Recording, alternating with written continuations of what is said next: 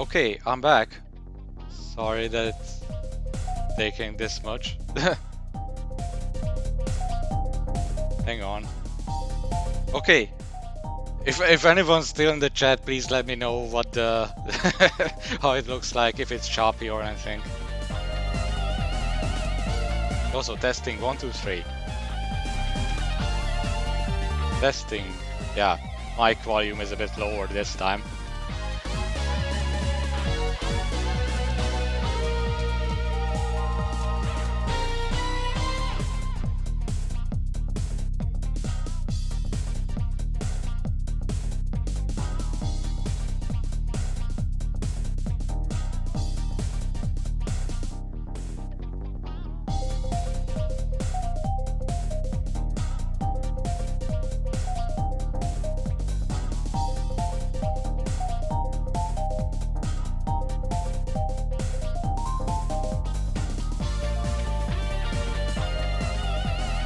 Yeah, I'm still here. I'm just, you know,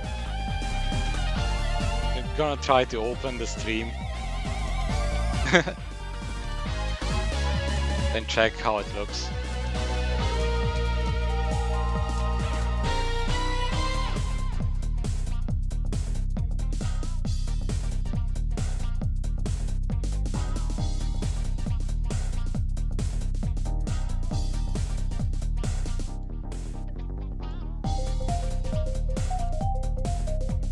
Okay, I increased the mic volume a bit.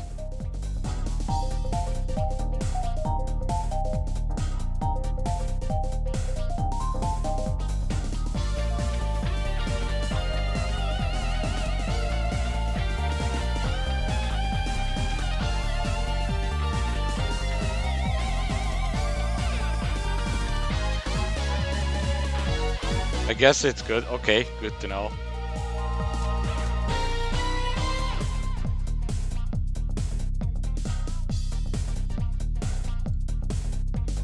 Yeah. Well, let me increase the volume a bit. Okay, I switched back to Windows, so you might see screen tearing. So far, so good. Okay, yeah, thanks. It only took me an hour to maybe fix it. Let me just look at it again.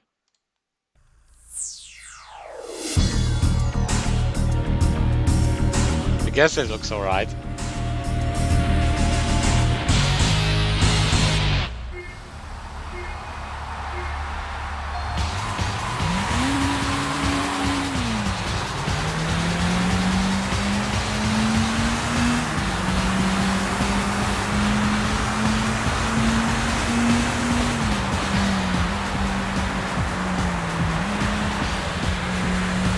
Okay.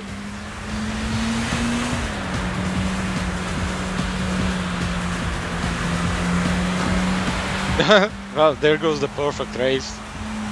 Someone bumped into me.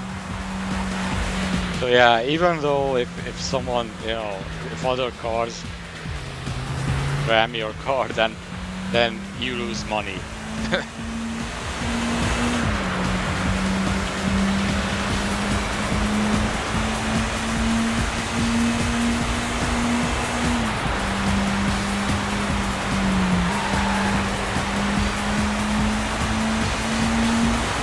I wonder if I'll be able to win this race. Might be able to catch up on the straight.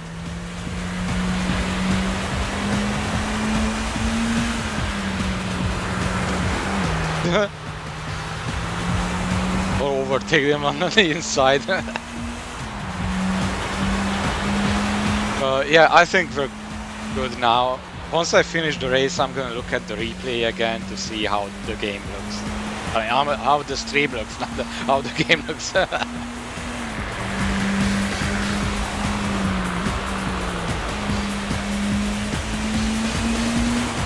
And if there's any screen tearing or anything.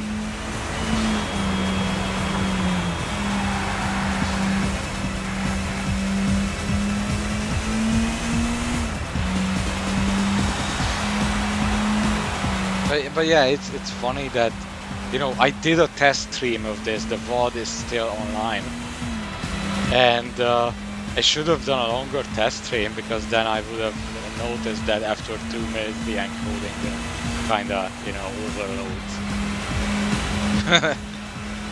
Well, it is what it is.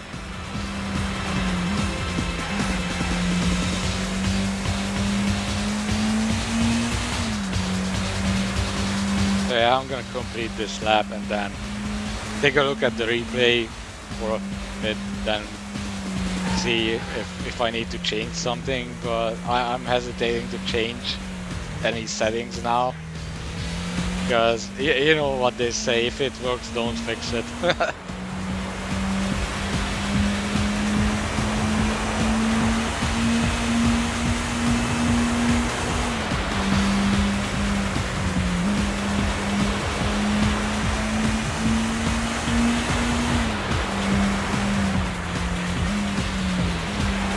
You know what would be funny if I started to drop frames? if I had gotten spectrumed.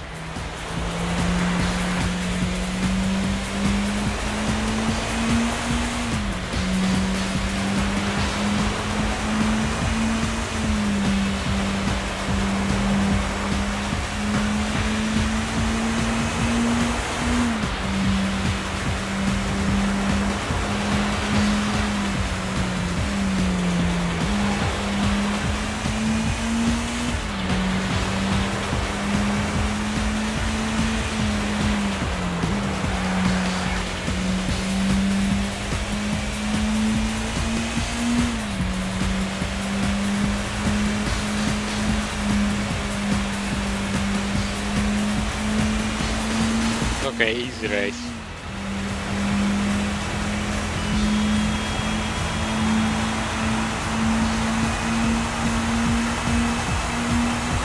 Yep. Okay, let me look at the stream because I'm curious how. Okay, it actually doesn't look that bad. Wow. It looks better than what I expected.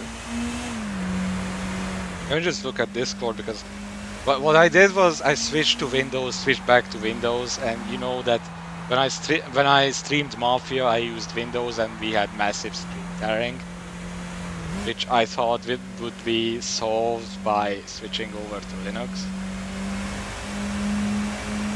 But it looks like that doesn't work for every game. Okay.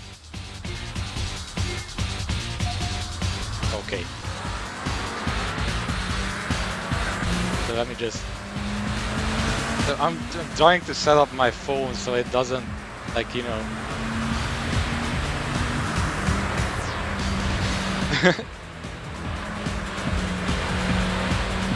Okay, never mind. Yeah. So, yeah, I think it looks good. I think I can move on after like half an hour of fiddling around with the settings. Yeah, you can... Okay, let me just show you this feature. Like, you can take 6 pictures from the replay. Like, yeah, you can also change camera angles and all that, and you have some nice angles. And if you press the Y button, then you take a photo. Let me take a photo from the front there. Yeah. Also take a photo like this, or this.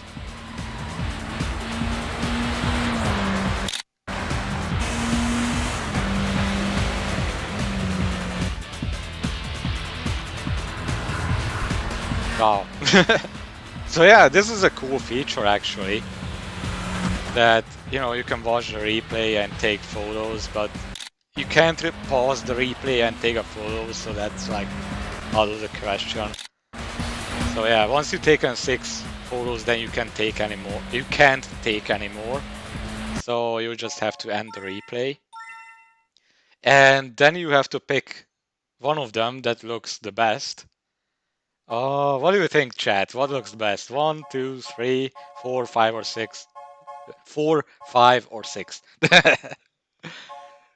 Post your vote now.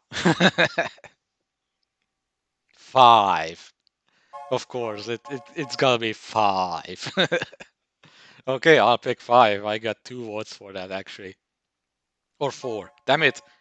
4.5. I'm gonna pick 5 because, yeah, Space and Opag said 5. Sorry, SG. Oh, and there's your prize car. It's ancient Mazda. Also because I, damaged my car a bit, then I get less money. And the reason why you took those photos, or took one photo actually. Oh, that's a creepy jingle. Also, you can buy the Lotus Elan now. And when you go to your garage, there you can actually view the photos that you took. Like when you go there, then there's the single photo that I have now and the single cup that I have one. And yeah, you can also go to photo mode and look at the photos that you took. I think you can take up to 25 or 20 or something like that many photos. And once you reach that number, then you have to delete photos. Also, there's no bad dragon under the desk. But yeah, you can actually buy items to place in your garage. And as you move on in the official races, then the garage will be expanded a bit. So that's a really cool feature. This is also where you can put up your cars for sale, or change parts or change your cars. I only have one now.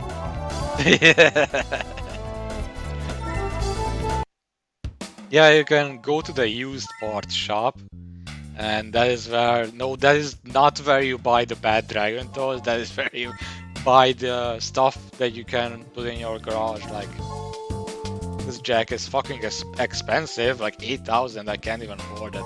Also British plate, and there's a plant. Let me buy the plant. So yeah, you buy that, and it appears in your garage. Like this is not like Auto Modelista where you can move the items freely. It just gets placed wherever the developers intended it to be placed. Like, where is it? There it is. Wow, it's smaller than I thought. So yeah, and the stuff that you can buy changes every day. So you can go to the used parts shop every day and check out what they have. Okay, what I didn't talk about is the event racing. So these are good way to earn money, especially later on. Like you can see that, for example, this one has only 4,000 money prize, but as you move on and get new licenses, like better licenses, then these races will give you more money. And some of them have like restrictions, others don't. This one is a mixed category race. This one is a one-make race, which means all the AI cars will be the same car that you drive. However, they may be upgraded, may or may not. So yeah, it's just gonna be the same make and model. Bridgestone is also a mixed category race. There's also drag racing, and you can see that this one actually offers prize cars too. Actually, one of the prize cars is the Dodge Charger, the other is the Chevrolet Chevelle SS. Those are good cars. And yeah, if you win these drag races, then you can. Like, here's how it works: if you win the drag race once, then you get the Dodge Charger. If you win it 3 times in a row, then you get the Chevelle as well. So yeah, I'm gonna attempt these drag races once I have a better car, because it will be suicide with a Peugeot 206. Okay, Microsoft Speed Cup, also a mixed category race. Like the rotation, like there's a track rotation, so the track that you race on, that you can view there on the right side, it changes every day. So if you don't want to race in a particular track, then just wait one day and get to race on a different track. Fujifilm Circuit Battle is like a gauntlet, so it's one-on-one races, 1 lap, and if you win, then you move on to the next race with a tougher opponent. Simple as that. There's also Battle of the 70s, 80s, and 90s. You can only enter these if you have your car from the respective era. So you can only enter with a 70s, 80s, or 90s car. And there are some cool prize cars here as well. I might attempt these during the stream. But yeah.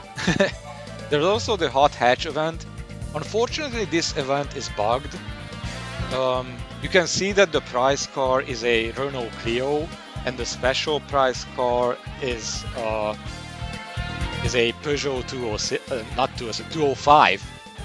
But if you attempt this event and win these cars, then later on in the game you won't be able to get the Super Racing muffler. So you have to decide whether you want these cars or whether you want better upgrade for the muffler. And yeah, they fixed that for Sega GT Online. So if you're playing the Sega GT Online, which is the updated version of this game, you won't have that issue. So you can freely attempt this race and win it. And when you move on to later part of the game, then you will be able to get the Super Racing muffler. Like, you don't have to worry about that. Same problem with the Group B Monsters race. But since this doesn't have a prize car, you shouldn't really do this until you move on to Season 2, because, yeah. But once you do all the official races, then it's Season 2. And after that, you'll be able to... I think you get the Turbocharger level 3 if you win this race in Season 2. But if you do this race in Season 1, then you won't be able to get it, so... If you're playing Sega GT 2002 and not Sega GT Online, then avoid this race for now. Supercar event. Can't remember if this is bugged or not. I think it isn't. But yeah, you can see that the prize cars are the Toyota 2000 GT as well as the 70s Lotus Esprit. So yeah, these are actually good cars, but the opponents are tough. Like, you get to race against 4 GTs in this race, so you really need a good car for this. Touring car race, avoid this for Season 1 because it's bugged. And I can't remember which upgrade you get if you do this Season 2. I think it's the NA2 level 3, I think. I don't know, I can't remember. Just don't do this race in Season 1, only do this after you've completed the official races. Now here's my favorite race, like, look at the track. It's gonna be ice racing. Not sure if I should attempt it with the Peugeot 206 now, but I really want to do this during this stream, so we'll get back to this. Okay.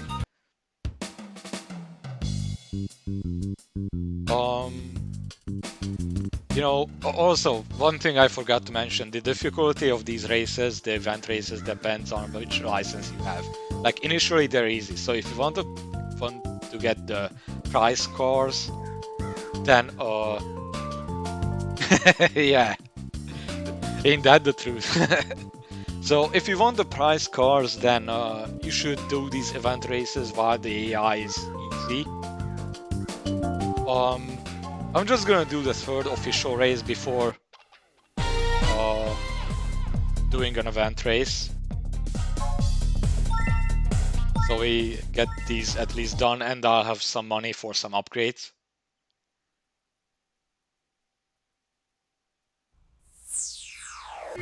But yeah, you can see that the opponents are pretty much, like, more or less the cars that you can pick from the start. Except for that Alpha 155 ahead of me, like, you can't start out with that, sadly. It's a good car though.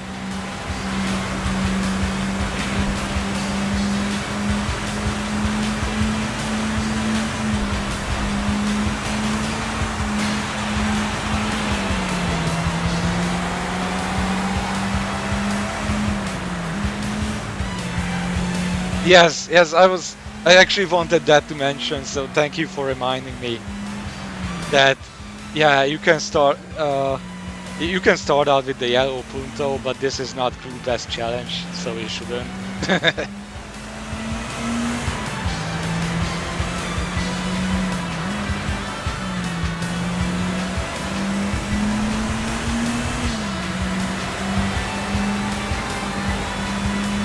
But yeah, I'm trying to drive safely here so I don't lose any money.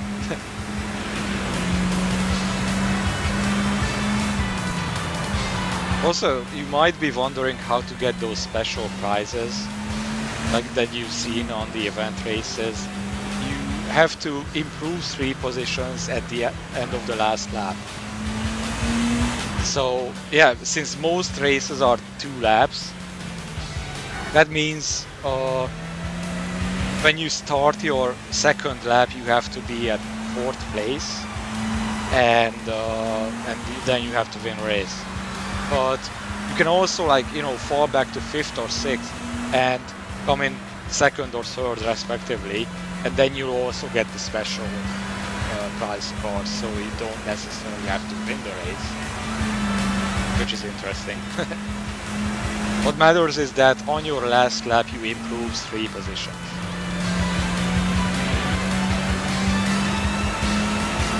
That is how you get those special cars in the event races, and obviously you can't do that in drag races because there's only 2 cars.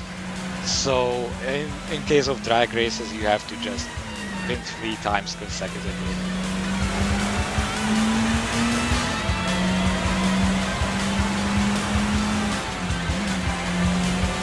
Also, I should really overtake this car because the race is almost over.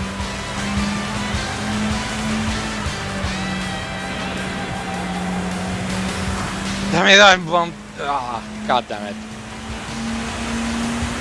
There goes my perfect run. Thanks, Levin T27.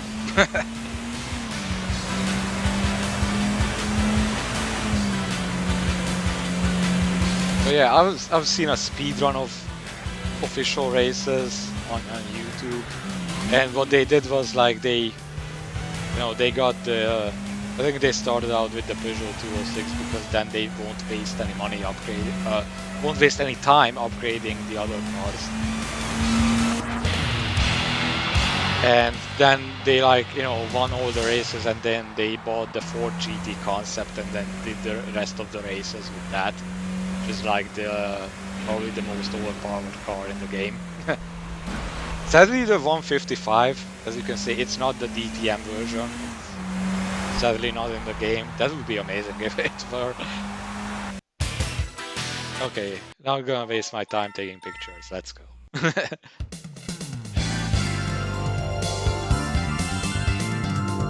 So yeah, you get these cups.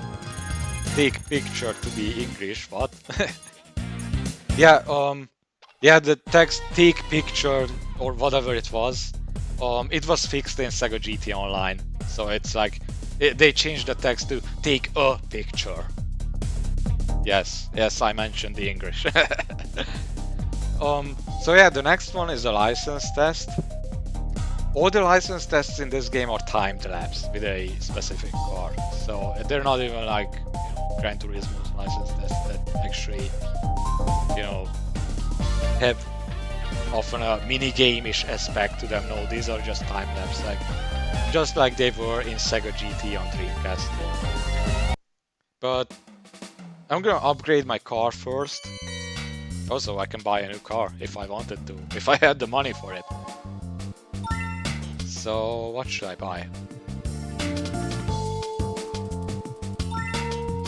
I mean, what can I even afford? Like, one muffler, okay. Tuned drum, can't afford that. I could buy the NA tune, but then that means I won't be able to, you know, get a better turbocharger. So yeah.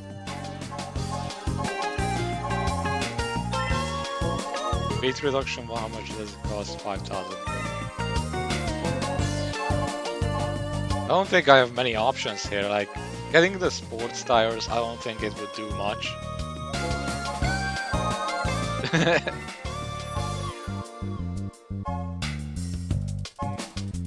I'm gonna go with the sports muffler, I guess.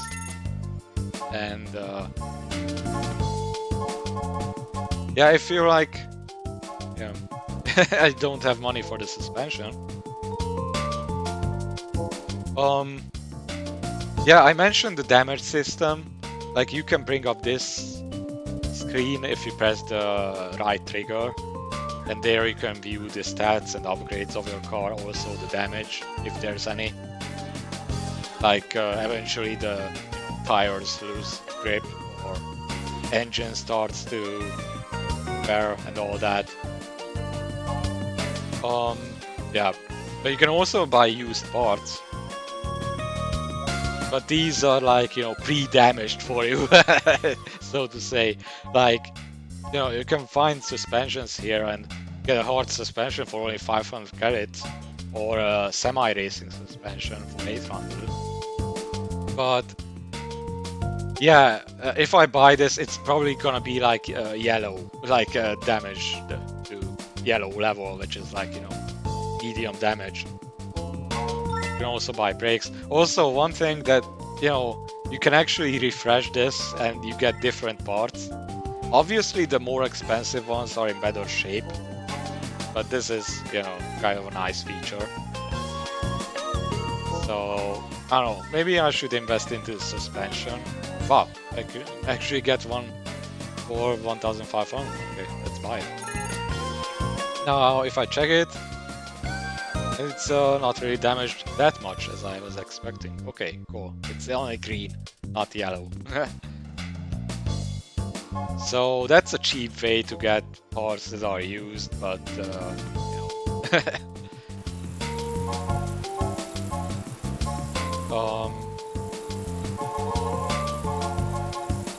Yeah, let's do the event races. Like, let's try to get the Peugeot 205. And it's gonna be actually on one of my favorite tracks in the game. Let's challenge.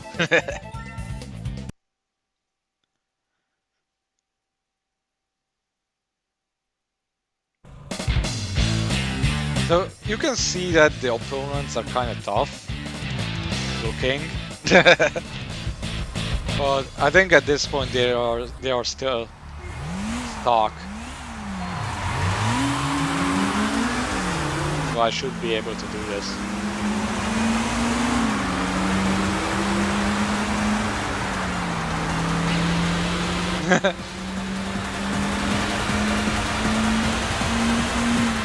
For some reason, like not this race, I mean not this race in particular, but the race here is, like, you know, the race in general. For some reason the Honda Integra R from 2001, I think, it can enter this race. I mean, but that's not a hot hatch, like what's it doing here? In case you're wondering, yeah, I'm falling back because, I mean, I'm driving slowly so that I start the second lap on 4th place, and then I can climb back to 1st place, and then get the special prize, which is the Peugeot 205 in this case. It doesn't help that the lead cars are like so fast and the 3rd place car not that much. Okay, what position was I when I started this lap?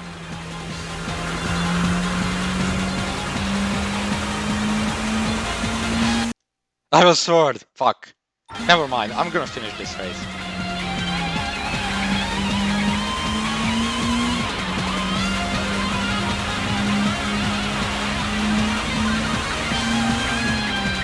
This stupid Audi, like, what the hell, can you go faster? Yeah, I had a feeling that there is only, you know, like, it was a last minute overtake before the finish line.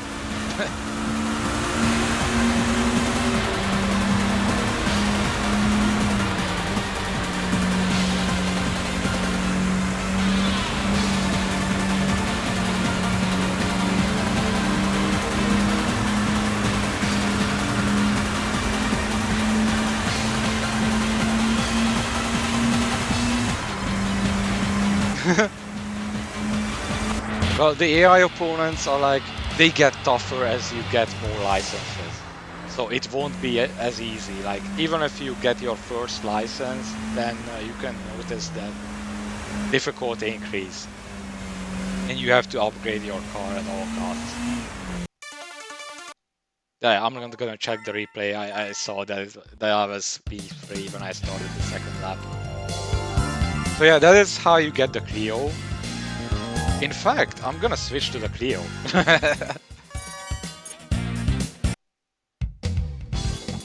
By the way, one more thing.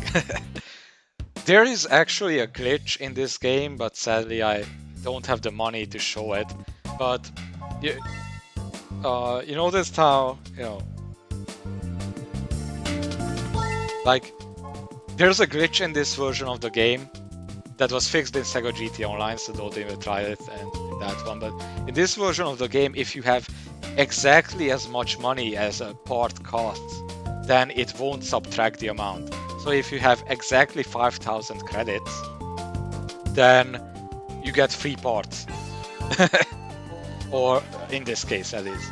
Like if you have exactly 1,000, then you get a free sports muffler.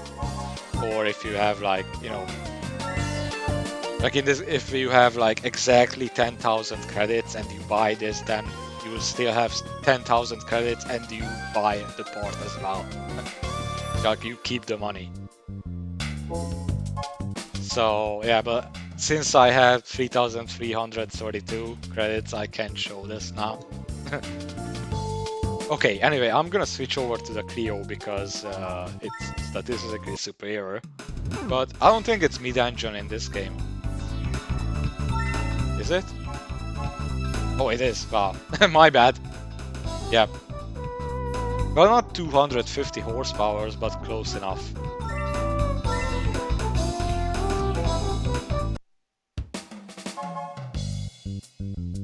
Yep. Let's try this event race one more time to get the Peugeot 205, because that's a good car.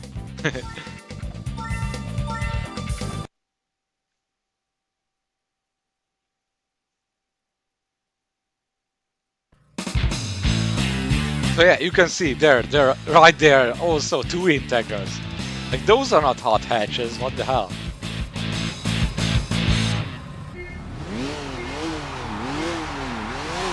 I mean, if you've played Gran Turismo 2, then you're used to seeing cars that don't belong to a certain category.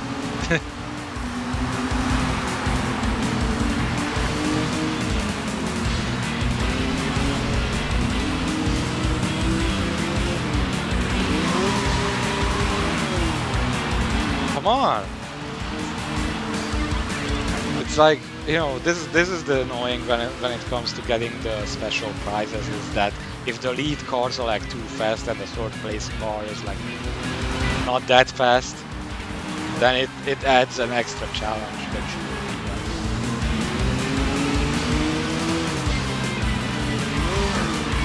need. Also, I got hit because I was driving poorly there.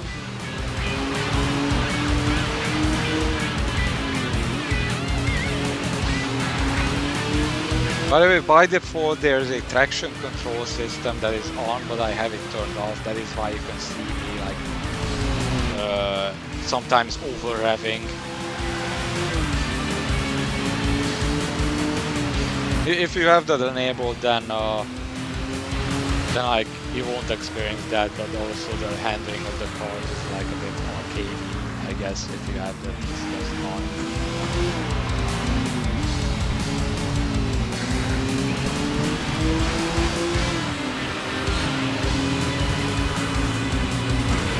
Yeah, whatever, screw it.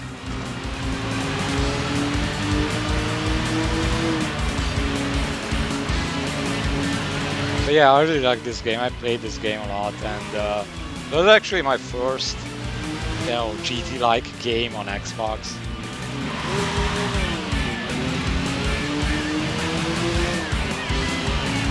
I mean, this came out how many years before Forza? Like Forza came out in 2005. So yeah, 3 years before Forza.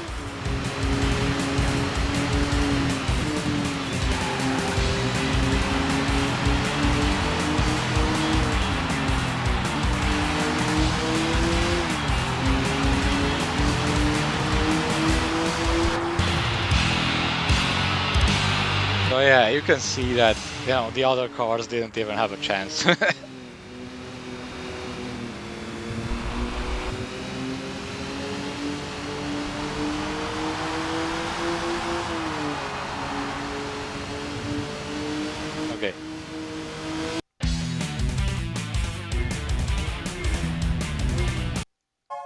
Okay, let's skip this.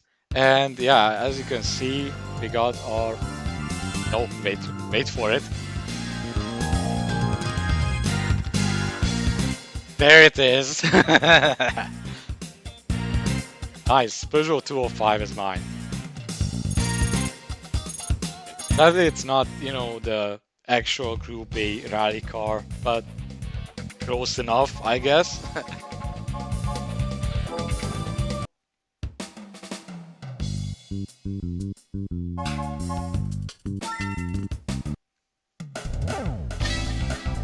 Was received misspelled? I didn't even notice that. I guess I'm immune to the typos and English of this game. No, it is what it is. Yeah, there it is. By the way, there's also a test track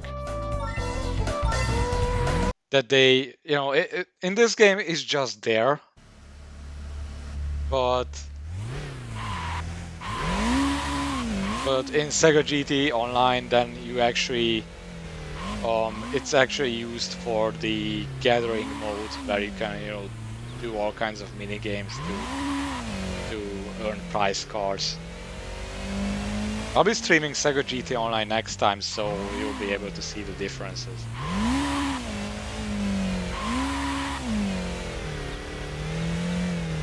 Considering to turn TCS back on, because this wheel spin is kinda, you know, kinda not good. But yeah.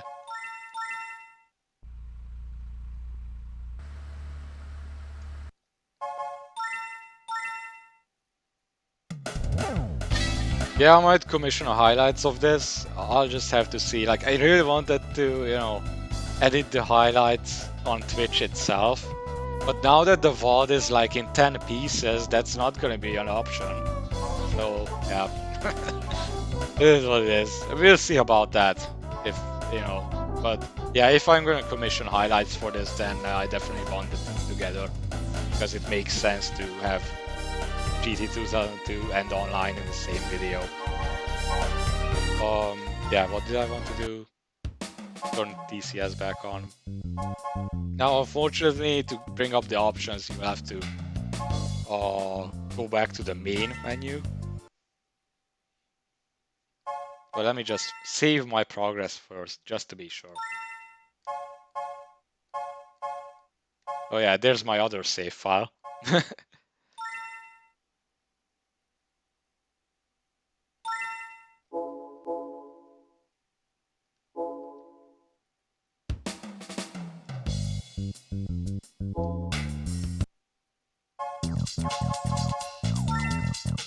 Okay, options. Let's turn the TCS back on so we don't have wheel spin. The spin control system has been on all along. Car profile, it just, you know, there's this little text that it shows every time you watch a replay, like a short description of the car that's being shown. You can turn this off if you want. Navigation assist, like you can switch from 2D or 3D view. I personally prefer the 2D, but I'm just gonna switch to 3D just to show you guys what it looks like. Yeah.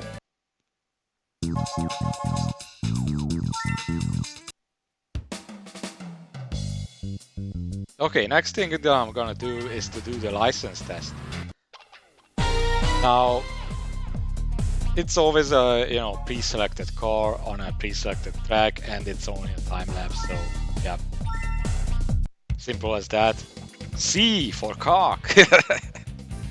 And you can see the times over there, like this, it doesn't really matter which rank you get, like you get the license or not, and getting rank 1 does not have a benefit other than showing that you can drive good enough to get rank 1. That's it.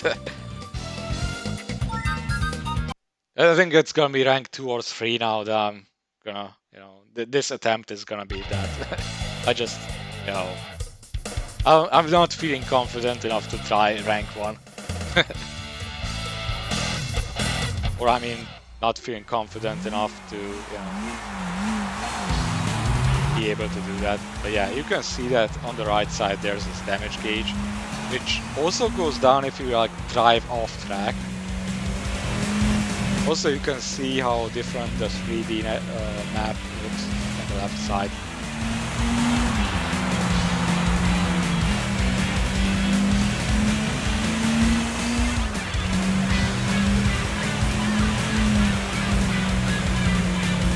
But yeah, if you bought the Peugeot 206, then you already get a feeling of the car, like by now, the handling and all that. And you'll be able to do this license test fairly easily.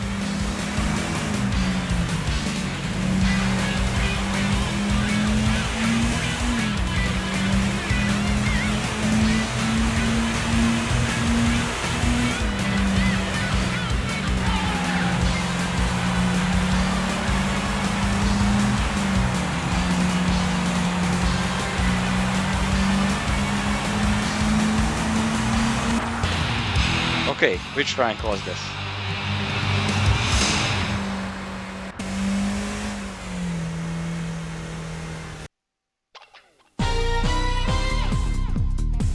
Let me check because it is rank 4. What the hell? Did I do that badly?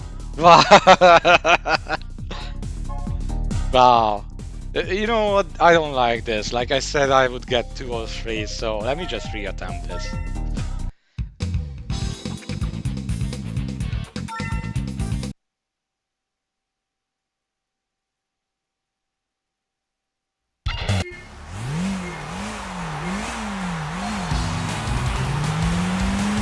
At least it wasn't rank 5, yeah.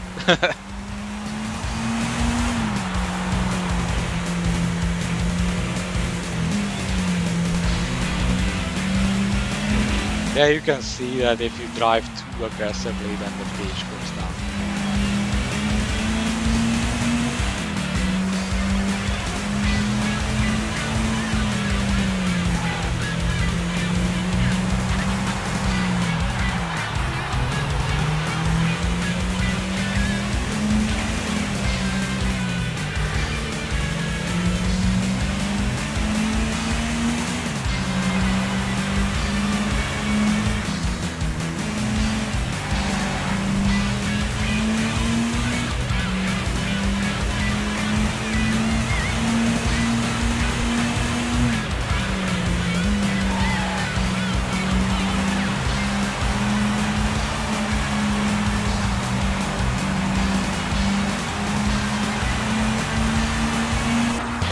Okay, I think, yeah, I did better this time. Yeah, those corners are kind of tough. I brake too much, just so I don't hit the wall. There you go, rank 3. That looks better. Anyway, I'm gonna move on, not gonna go for rank 1. I already did them on another save file, so I'm not gonna waste your guys' time with that. So yeah. What races can I enter with this car? Battle of the 80s, I can actually attempt that.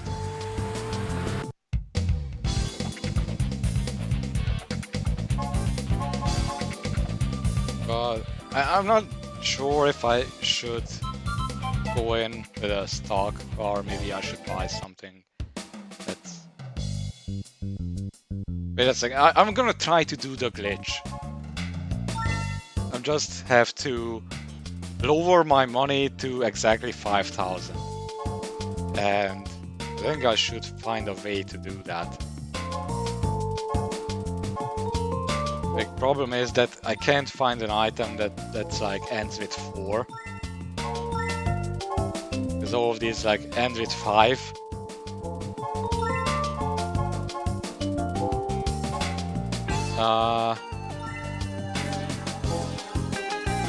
Yeah.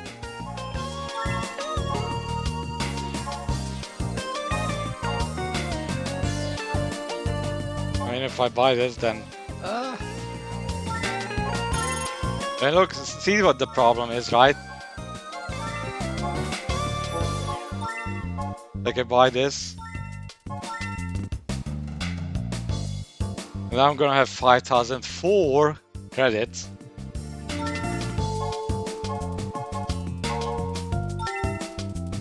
And yeah, as you can see, you can purchase replays, and it actually costs you money. So yeah. If only there was a way to like lose 4 credits. I know of a way, but that's actually ridiculous. Or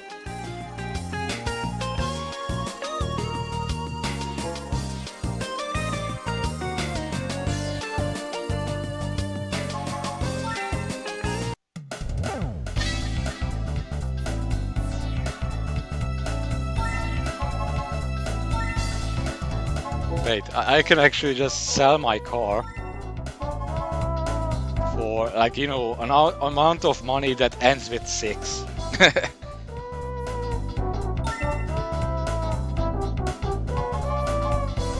But you know, I'm not gonna do that. No, screw it.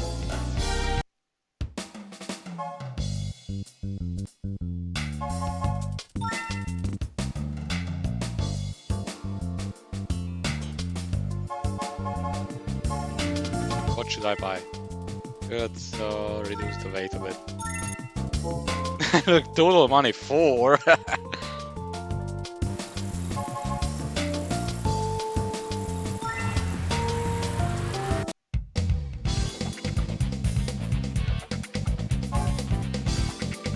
Oh, don't attempt the Group B monsters. I want to do Battle of the 80s.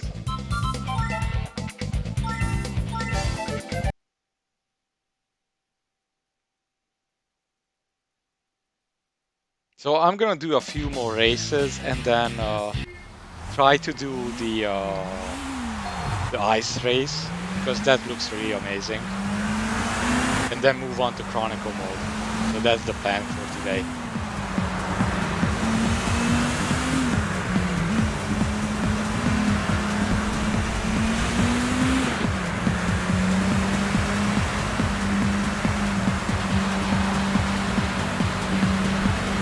As you can see, I'm also trying to get the special prize here.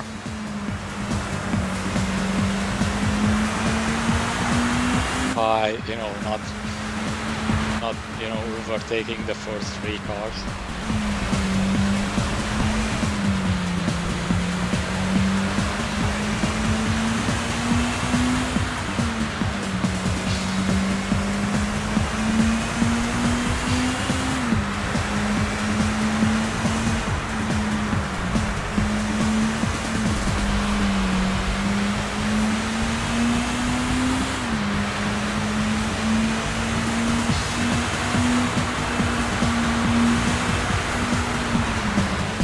Oh, slow down.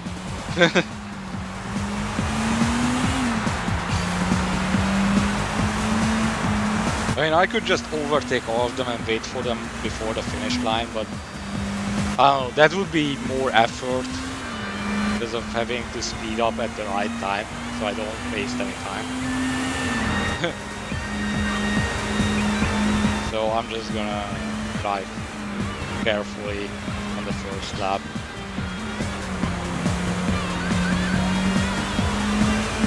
Flat out.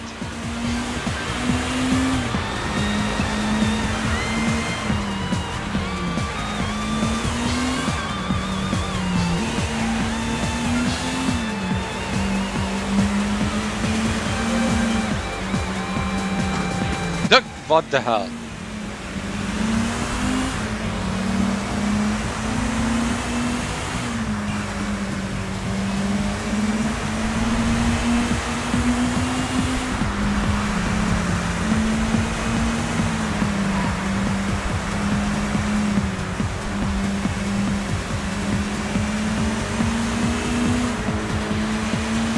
What car is that? This is a Toyota MR2.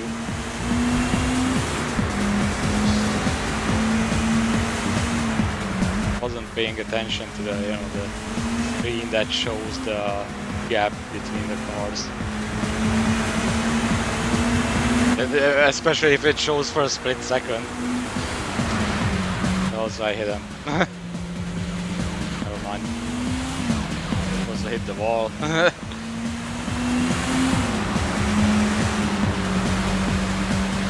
But yeah, this game really encourages you to make as little mistakes as possible. Because like if you crash into everything, then you get less money.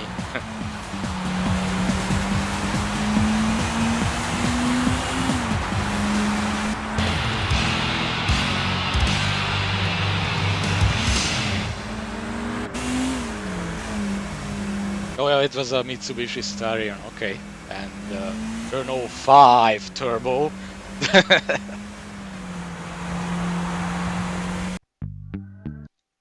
Nope, not taking photos this time.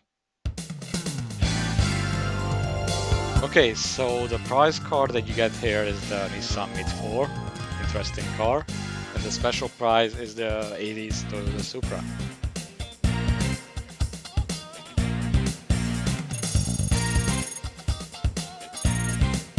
Oh wow, that's good. I'm glad they actually damaged my car because now I can do the glitch. Let me just save first. Did it look like a Celica? It was a Supra, wasn't it?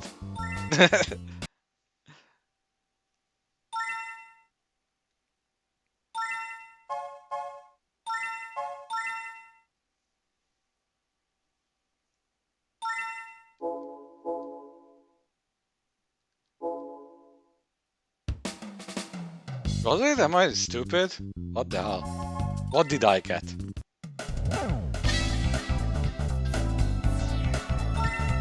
Oh, it's a Supra.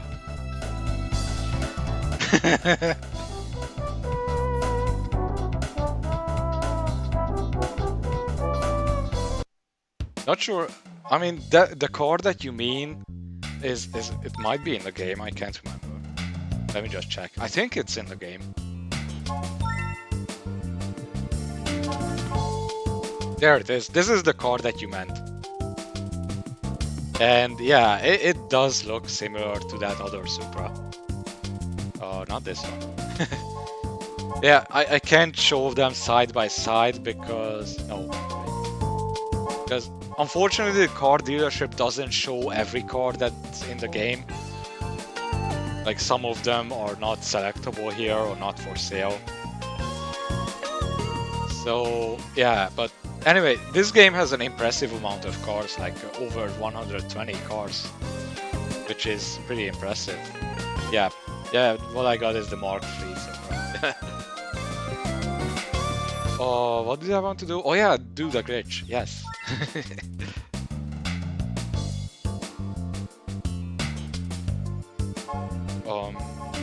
I don't think I can buy anything that costs 800 unless I go to overhaul. That's repair the suspension damage that's not there.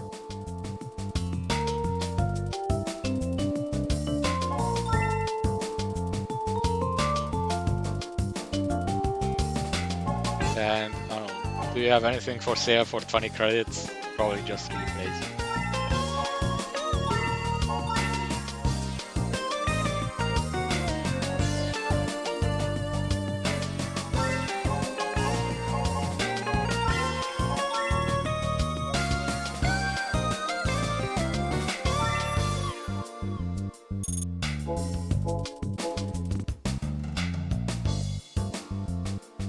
Okay, so now I have 3000 credits.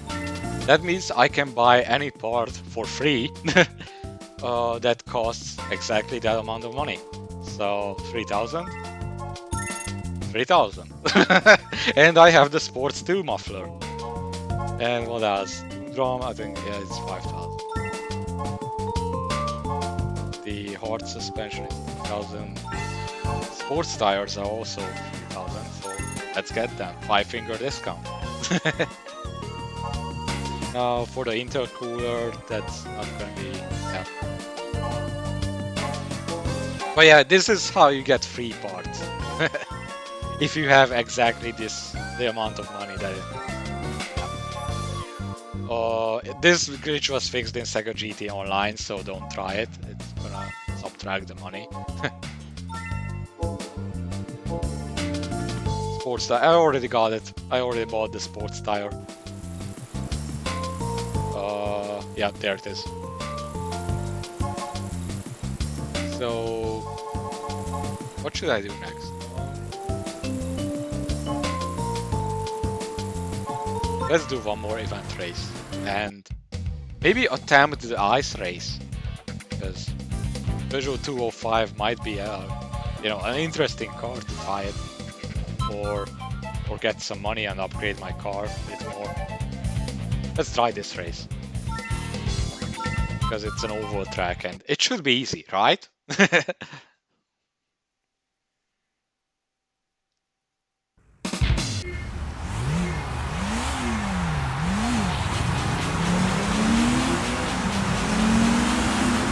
Let's see if I can beat the Supra. This doesn't look good.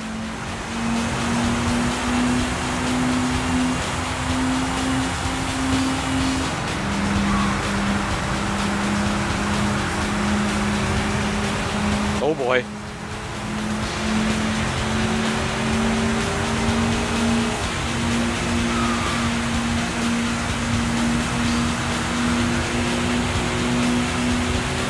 Yeah, my car's not fast enough for this.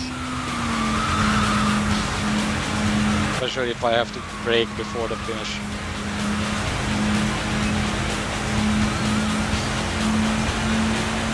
But yeah, you can see that I've only gotten one license and the difficulty went up a bit.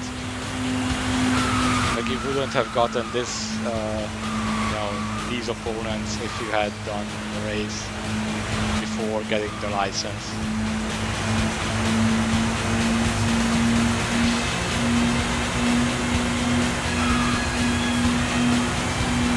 And it really comes unexpected, like if you pick the Punto, for example, and haven't upgraded, then basically you have no chance unless you upgrade your car. So you should switch back to the Clio.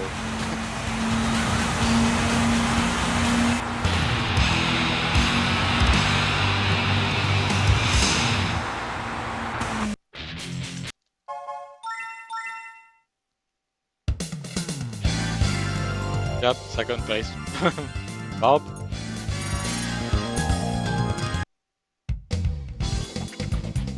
However, I can actually, use that money to do the glitch again. Let me just see if there's something for sale for 200 or 250. 750, no. There's an electric guitar, but I'm not gonna get it.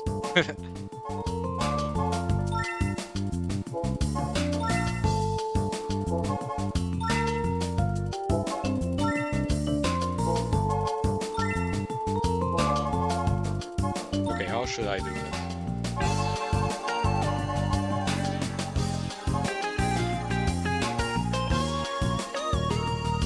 Okay, I'm gonna buy 3 replays.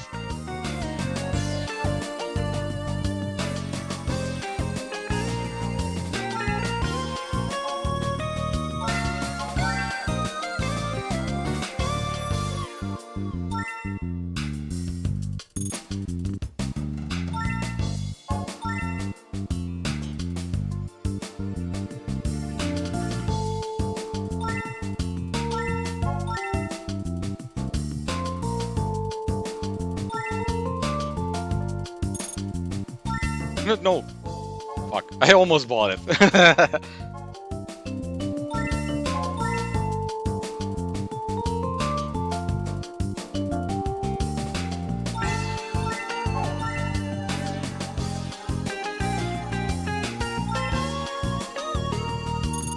Okay, now that I have 8,000, that means 3 parts.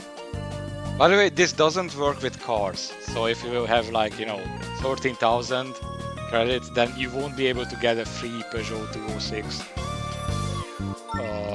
As you've seen at the beginning of this stream. Okay, let's see. You can actually buy a better turbo. Close mission gear kit, although well, yeah, I'm gonna get it anyway. I can switch back to normal at any time.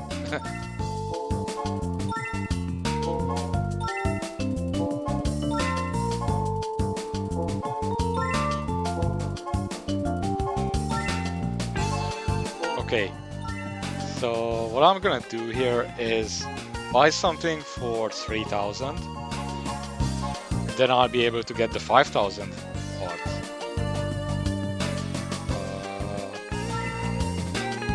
Yep. So yeah, this is cheating, I know, but it saves me some time, you know, grinding.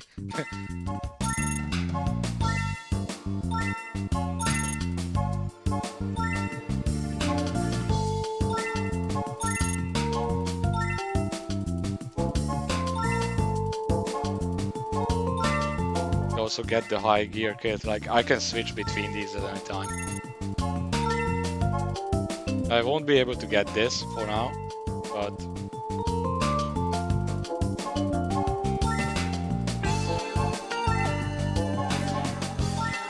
hang on, I'm thinking.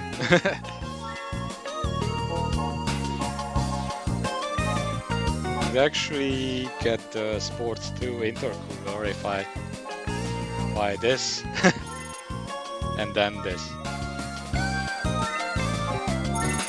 There. And then switch back to the sports tires because now it's downgraded to normal. Fortunately, I can do that in the garage.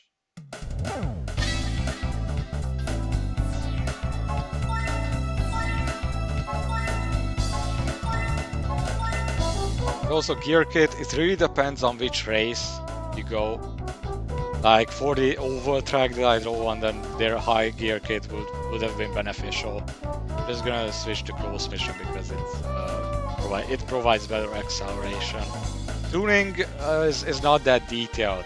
Like you only have suspension and camber and boost pressure. Actually, I'm just gonna increase that. Like you will increase your power with that, but the engine will also suffer. So you have to repair it more often. I'm just gonna leave the other two settings as they are. In Sega GT Online you can also adjust torque, but yeah, you can't do that here.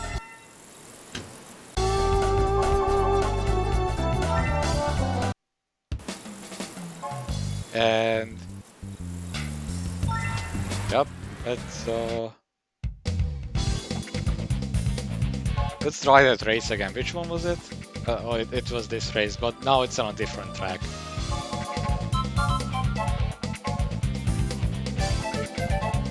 Okay, Fujifilm Circuit Battle would be a long series of races, so I'm not gonna do that. Battle of the 80s already did that. Now, if I were driving a 90s car, also look at that, look at the text. Raise the crème de la crème cars from the 90s. Yes, they couldn't, you know, enter the A, like the E with an accent. This was fixed in Sega GT Online, by the way.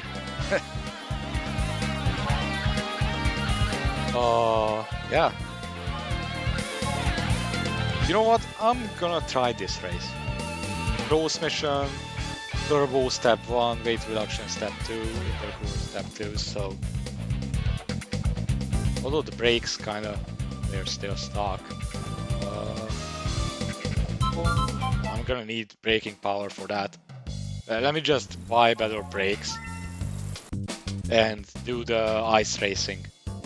Because I really want to show that it's probably my favorite track in any racing game.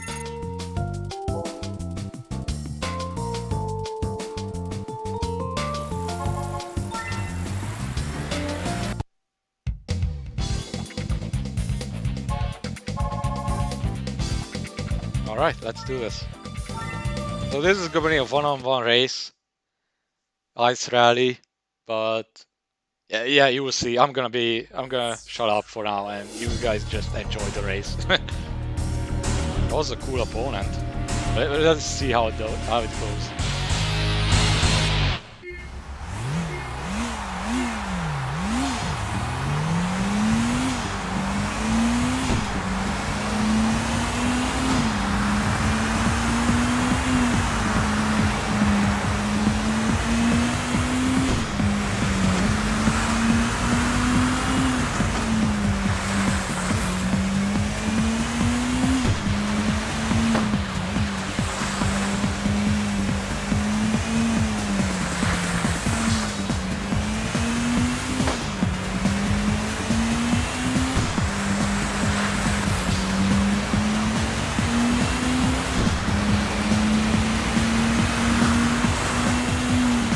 Yeah, this isn't going too well.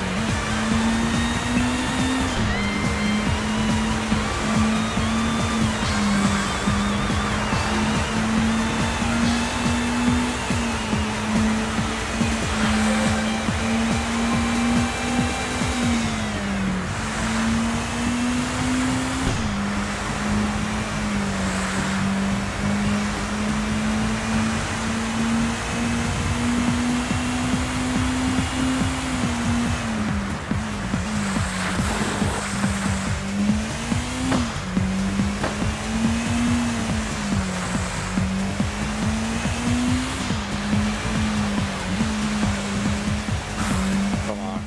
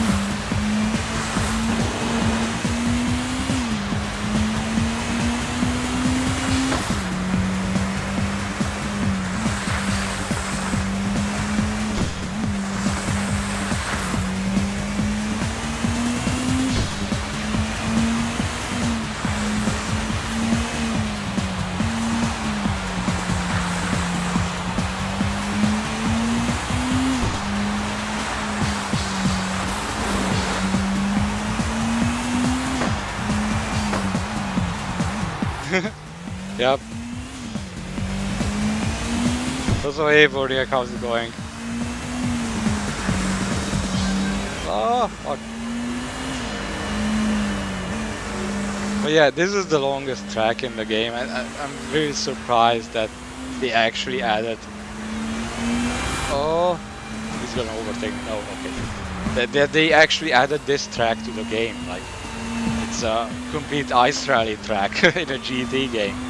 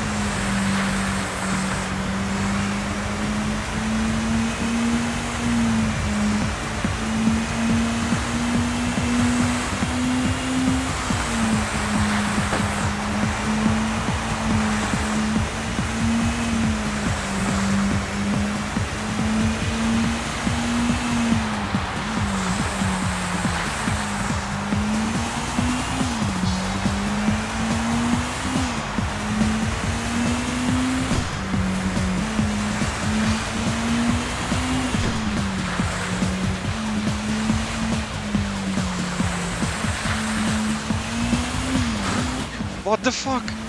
No!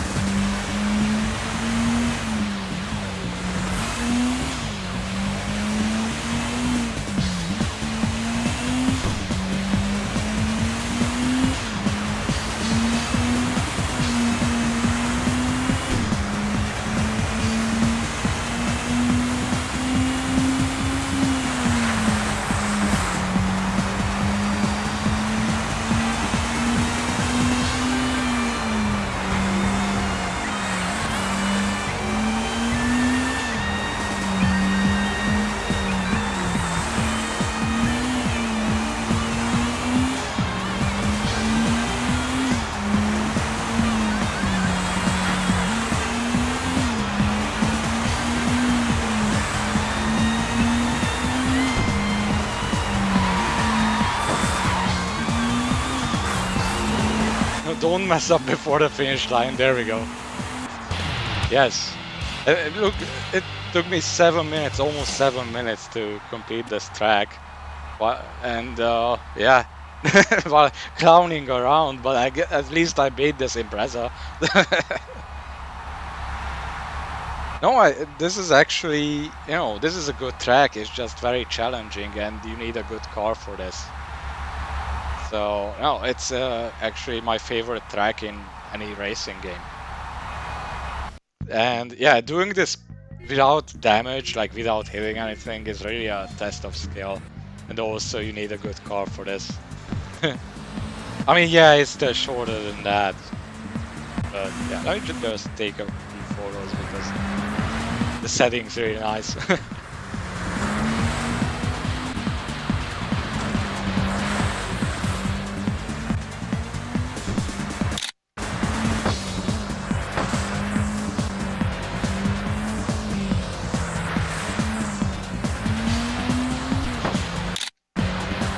Oops, bad timing. Let me try it again.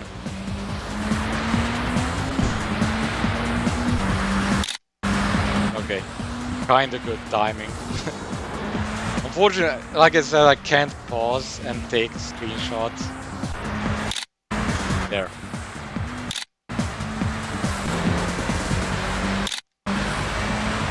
Okay, 6 out of 6. So yeah, let me know in the chat which photo should I pick for the garage. Like 1, 2, 3, and 4, 5, 6. Let me know in the chat. Type a number in the chat. Which one looks the best? However you can say it, like what the image quality is. 5 again, seriously? 6? 2? Why? 2 turned out not that good. But I don't know. 6? Damn it. You guys don't make it easy. Like no one voted for the same number. Like no 2 votes for the same number. Not sure. I mean, 2 looks good because of the signs and all that, but 6 was easy to take because it's a default camera angle, and 5 is like, I'll go with 2. Sorry, guys. I'll go with SG's choice this time. Flip a coin that has 3 sides, yeah. Look, max damage. So, yeah. Because I hit everything, I got less money. At least the damage level is like, still, nothing damaged.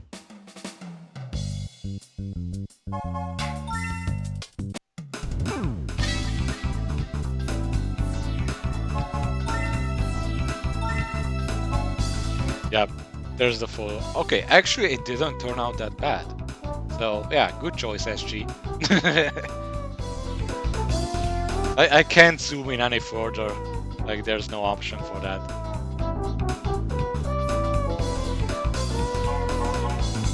So yeah, that was the ice race. It's pretty good. Kinda considering to attempt the drag races, but like I'm pretty sure the last opponent in the drag races is gonna be a Dodge Viper, so I have no choice, no chance at winning.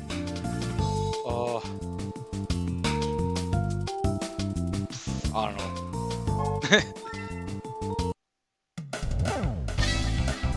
Maybe I should just load my other save file and show the drag race with that, because I should have, you know, powerful cars in that save file. I think I'm gonna do that. Because you already know the game flow, like you complete the official races, do the license test, and that's how the difficulty is increased.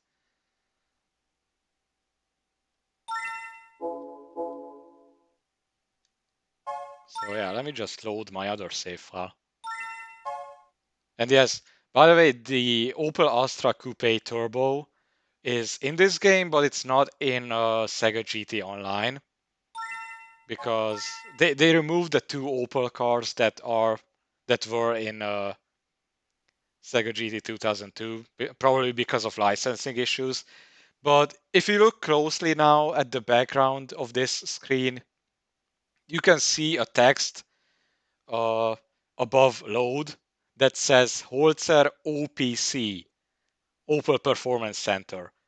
So even though they removed the Opel cars, they forgot to remove that. So they weren't thorough enough when they, tried to remove the Opel license from Sega GT Online. Yep. So there you go.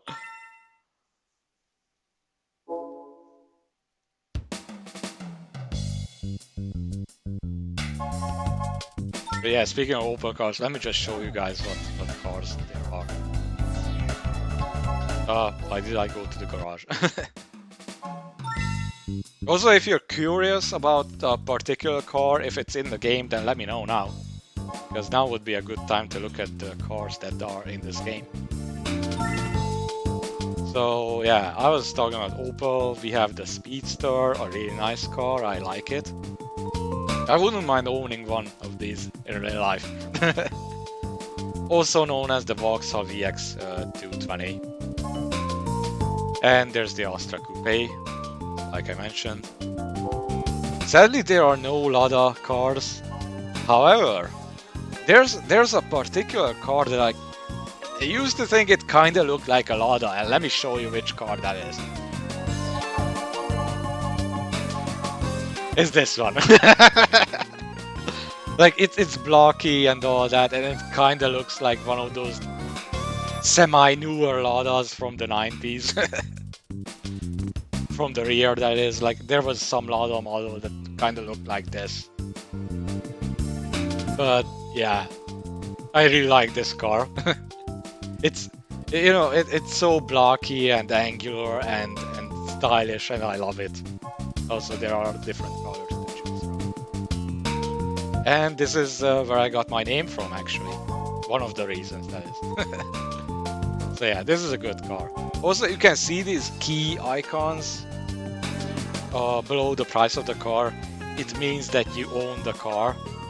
So you can only buy each car once. They removed that restriction from Sega GT Online. In that game, you can buy the same car, I think, twice. Before this key icon shows up, and if you try to buy it, then it's just not gonna let you. I'm pressing A, and it doesn't let you buy it. Now, if you played Sega GT on Dreamcast, you know that the key icons were like essential to the 100% completion of the game. Like in that game, if you bought all the cars in the car dealership were marked with a key icon then, and then you would unlock a what was it, a Mitsubishi mini cab. Like, I'm not even kidding, it's a small truck, and that's what you unlocked in Sega GT on Dreamcast if you bought all the cars.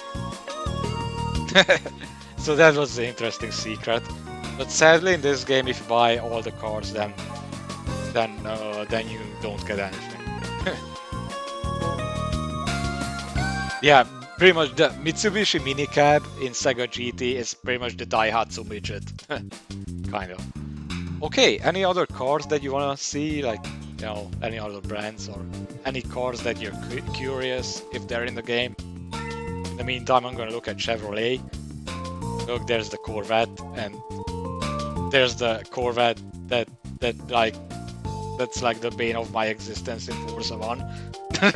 We'll get to that in another stream when I actually get to streaming Forza 1. Sadly, there are no Suzuki cars in this game, but they did add one Suzuki to Sega GT Online. And that is the Suzuki Cappuccino EA21R. I think it was the 21R, not the 11R. So I can't remember which model it was. It was one of the cappuccinos. But yeah, the reason I opened Chevrolet is because the Chevrolet Camaro, this generation, it has been my favorite car. I mean, it was my favorite car for a long time. And I think to this day, this is probably my favorite American-made car. And it's in the game, it's really good. So yeah, I really like this car. What else do we have? There's the older Camaro from 1970. Now, they don't have the 69 Camaro in this game, but they added it in Sega GT Online. So if you prefer the 69 Camaro, then it's in Sega GT Online, not in this game though. So yeah, let's look at Nissan.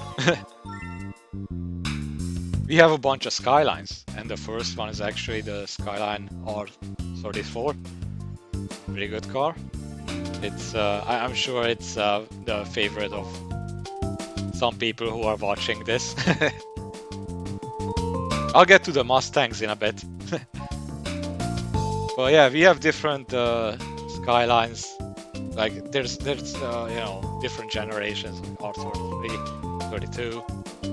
There's the R30, I think. This is the R30. And we have an older Skyline and another Skyline. And yeah, I think there are also some other Skylines that are not here for purchase. So it's pretty impressive that they added, this many generations of Skylines. But we also have the Faraday Disease, like different generations of it as well. The Devil Z from Vanga Midnight. Or was it this one? Was it the 240Z or ZG? Can't remember. I assume it was this one because this is blue. Also, here's the Mid 4 that I won from the 80s battle. Yeah, the Akumano Zetto. There's another Z, wow. So yeah, if you like this car, then you have 3 to choose from. Okay, on to the Mustangs. The ZG is rare, okay. Good to know. Because SG mentioned the Fox body Mustang, but sadly it's not in this game. So we have the new for its time, this Mustang. In only one color. And we have the Bullet Mustang, the GT 390. But if one of the license tests has you drive this car, so get expect some bad handling. There's the Ford GT. Well, concept car for its time is the Ford GT from 2002. And this is probably the fastest car in the game. So if you want to win races easily, then get this car. And we also have the older Ford GT. I think it was 1969 Ford GT. So yeah, this is also a good choice. However, it's not for sale. You get this in the official races, if I remember correctly. Okay, so yeah, there's we have these Mustangs and the 2 GTs, and that's pretty much it for Ford cars. Like, you don't get any Ford Focus or anything, which is interesting. Now, in terms of Dodge, you have even less cars. Like I mentioned the Dodge Charger that you get for when you win the drag races. And there's also the Dodge Viper GTSR. Is the Oscar Mayer fine? What? You mean Wiener Mobile? Okay, I'm not sure what car you mean or what you mean by that, but it's probably not in the game. So enlighten me what you mean by that.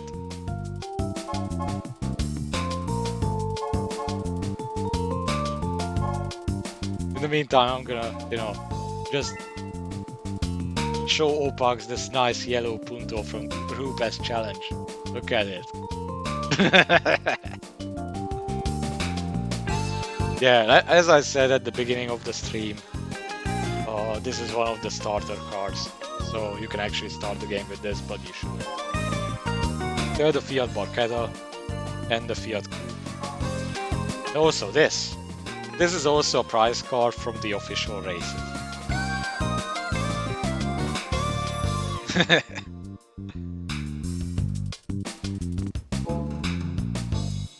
This game has quite a few obscure cars. Let me just look at Jaguar. Like, we have the E-Type here. The last license test actually has you drive this car. And, yeah, it doesn't handle very well. The other Jaguar that's in the game is the Mark 2 or Mark 5. I can't remember. What is it? What Jaguar is it? Okay, SG just posted me the screenshot of the Oscar Mayer Wiener Mobile. Okay, yeah, that's not in the game.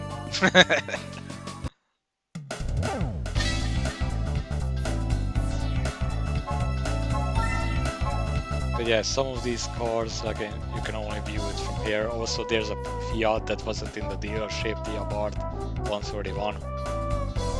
Now this is a Lada. There you go. There's your Lada.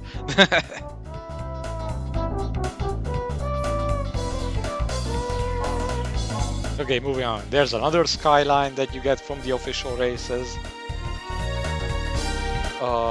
Yeah, it has a nice, paint job that you can change. Oh, there's the Golfing Mercedes, the 300 SL. Pretty nice car. Also, yes, there are a lot of nostalgia hero cars, but there are also very a lot of obscure cars. Like, look at this, the Dome Zero. This is actually a 70s car. Doesn't really look like one, but it is. It's a really nice car. And yeah, I already talked about the Mustang. But yeah, this Jaguar that I was talking about, the Mark II. This is also an interesting car. So if you want to drive something sophisticated while smoking your cigar, then then you might as well be driving this car. The Dome Zero, yeah, it was in GT4. It was the prize car of one of the gold license tests. I mean, one of the license tests that I think international B or C or A. I can't remember. If you got all gold, then that's the prize car you get. The patent Motorwagen is sadly not in this game. But yeah, I think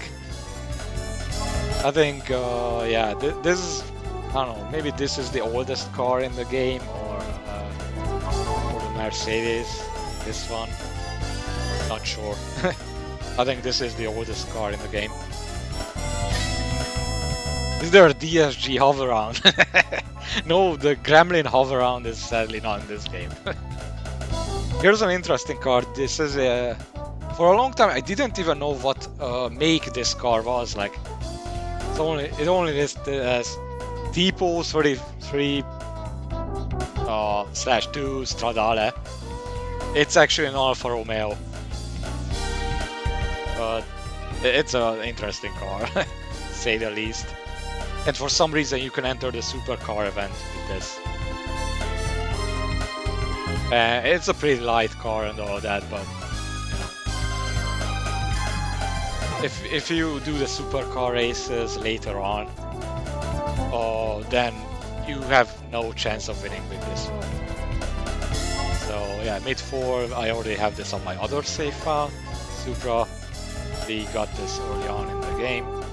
And here's arguably everyone's favorite Subaru Impreza, the 22B STI version. I think they only made like, I don't know, they only made like 500 of these or 555 or I don't know how many. Yeah, it was a limited production run and it's a good car. You can see that I actually tuned it quite a bit.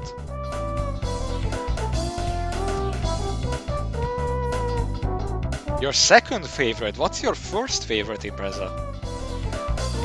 I'm curious.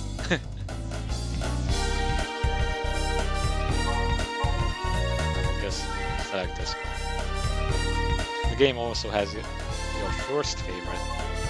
The Bug Eyes. Okay. I'm gonna go back to the Subarus because it's there's quite a few of them. I'll go back to it in a bit.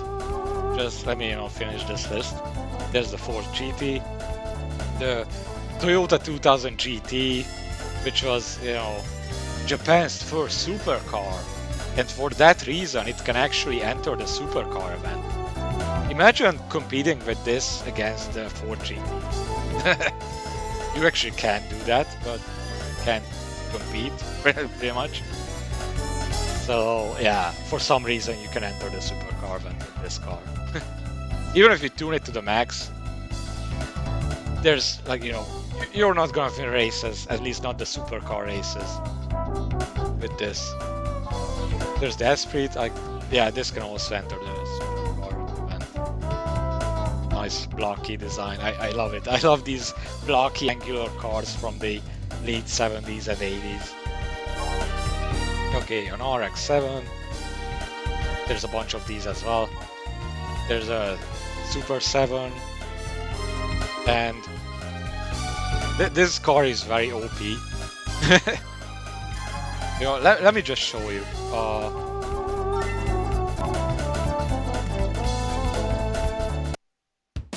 Let me just try to do the drag races with this.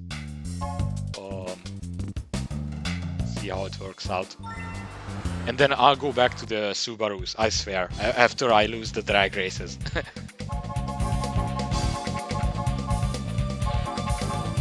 I think it's tuned to the max. Ghost mission. Yeah. Surprised it doesn't have the super racing muffler, but yeah, let's try it.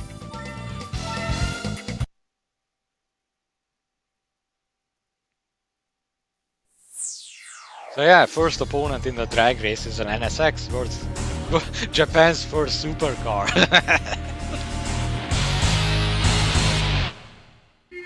And yeah, drag racing is always in split screen, even though the bottom screen shows the AI. Oh look! It overtook me already. Wow! Wow, I lost the first race. This is loss. That went faster than I expected. Okay, as promised, I'm gonna go back to the Subarus, then attempt the drag race with a more powerful car. I really expected it to perform better. So yeah, let's go back to the cars.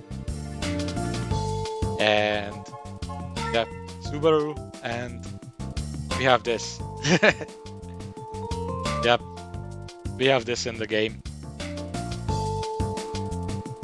As well as version 6 and 5 and 4 and 3 and 2 and version 1, I guess. So you can see that there's quite a few Imprezas to choose from. It also there's 2 generations of Alcione. Both of them are like good cars, but I prefer this one, edge one. And yeah, because this game was made before 2008, then we don't have the shitty Impreza in the game, which is, you know, the hatchback only that didn't even have a proper sedan version. Or maybe it did, I just don't know. Yes. So if we're talking about rally cars, then let's check out the Lancer Evos that we have. So yeah, we have the, how much is this? 5, 6, 7. Yes, Evo 7. The Evo 6 Tommy Mäkinen edition. And also a regular Evo 6. So the difference is probably just cosmetic. And yes, by default, this one is yellow for some reason, but we all know that Lancers have to be red or white, maybe. But yeah, you have this really nice version of the Evo 6. I'm glad they added this to the game. But for licensing reasons, they renamed this car in Sega GT Online to TM edition or TME. So yeah, they removed Tommy Mäkinen's name from it. Also there's the Evo 5.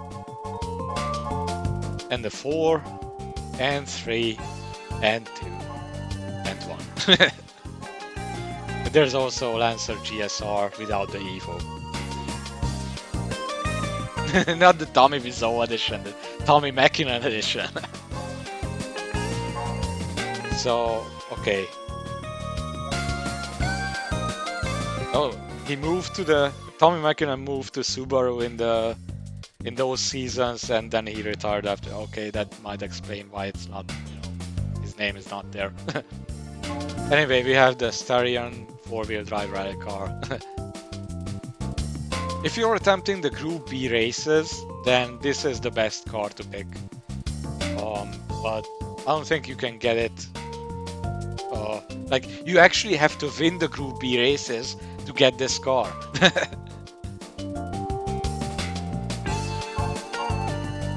So yeah, there's also regular Starion. Okay, I honestly, I'm not. I have mixed feelings about, you know, newer games removing the tobacco and alcohol advertisements from older cars liveries. Like, you know, removing the Martini logo from, for example, the Alfa 155 touring car or stuff like that. I don't know. Speaking of Alfa, let's look at the Alfa Romeo cars. No, not the Lotus, goddammit. We can look at the Lotus cars as well. After this. But yeah, in terms of Alfa Romeo, we have the 147, 145, 156, and 155 as well. These are really good cars. I really like these, especially the 155.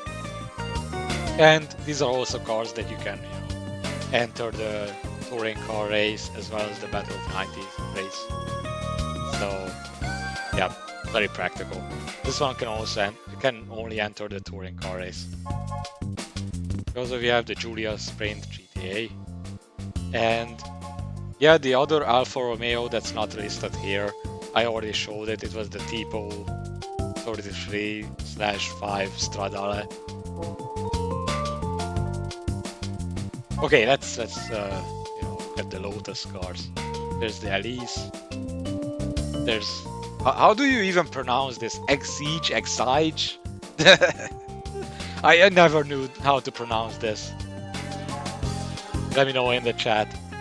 Meanwhile, I'm gonna look at the rest of the Lotus cars, like the Esprit.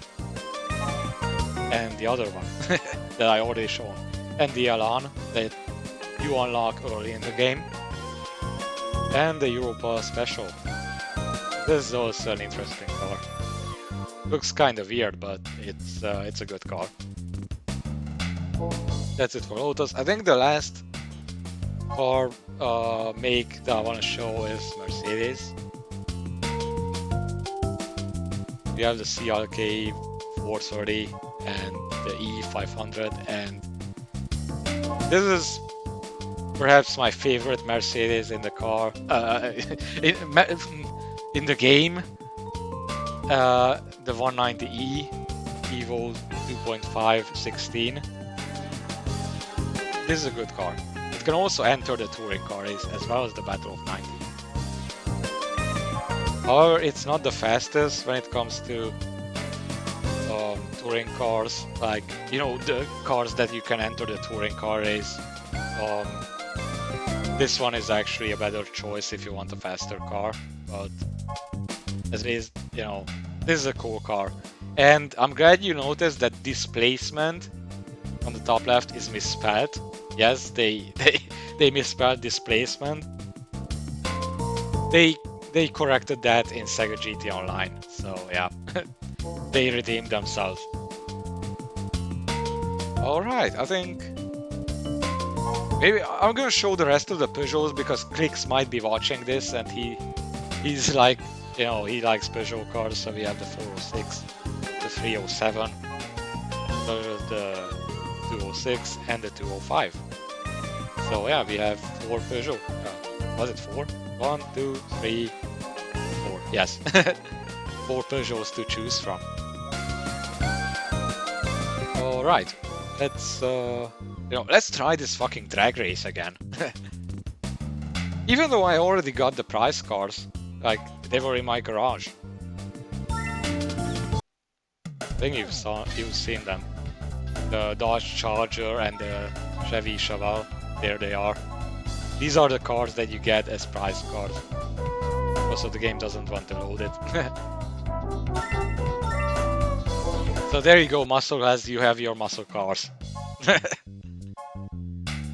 Let me just show you on the test track how it looks like. Not put it up for sale, perform test run.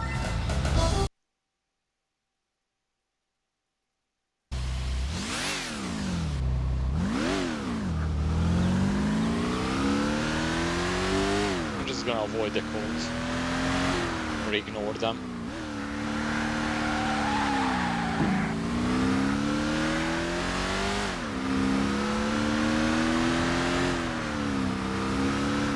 Doesn't really sound like a Dodge Charger, don't you think?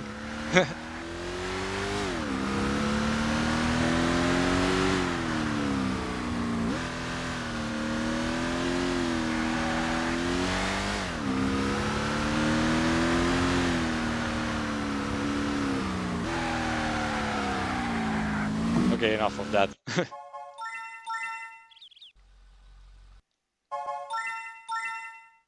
So yeah, let's move on to Chronicle mode, which is another game mode in this game, because I think you've seen pretty much, you know, how this game goes, like how official races and event races go. But let me just, before I move on, let me just show you that if you make it to the end of the official races, then there's Season 2.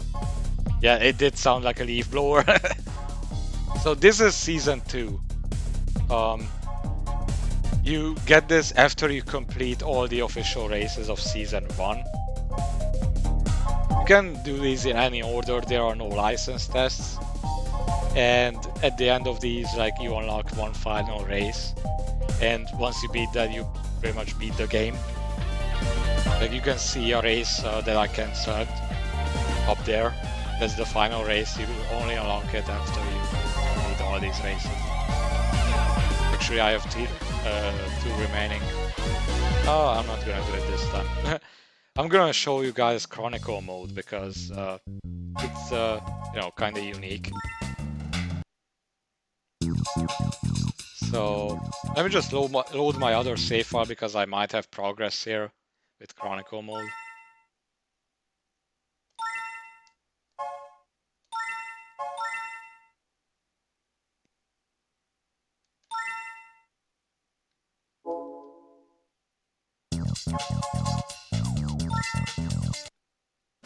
Okay, so here's how it goes.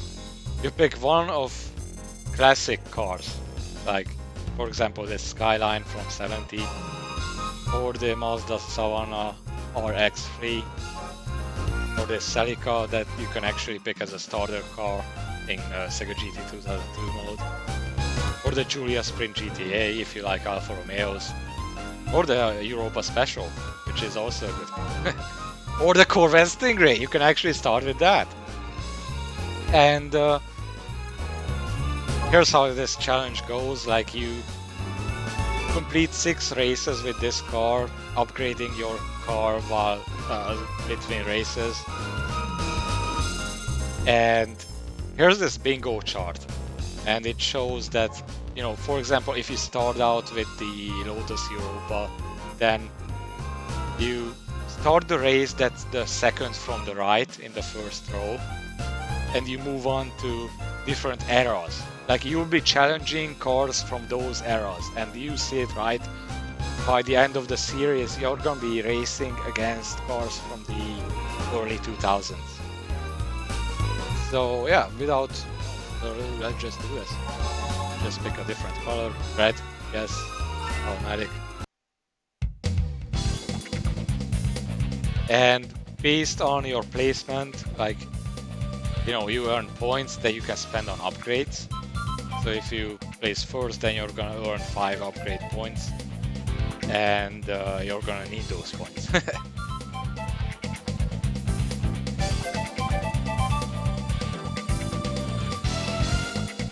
Okay, let me read this. The Air Pollution Prevention Act, Muskie Act, was established in December of 1970 after a high occurrence of smog was recorded in large cities. Its severe regulation forced all American car makers to rethink the design of their cars to those that are more fuel efficient, but in October 1973, the oil crisis took over. I can't read. With gas guzzling automobiles expanding highways and mushrooming suburbs. I can't read it, damn it! Text is scrolling too fast. But yeah, this is American automotive industry in a nutshell. Yes, they talk about the EPA Act and cafe.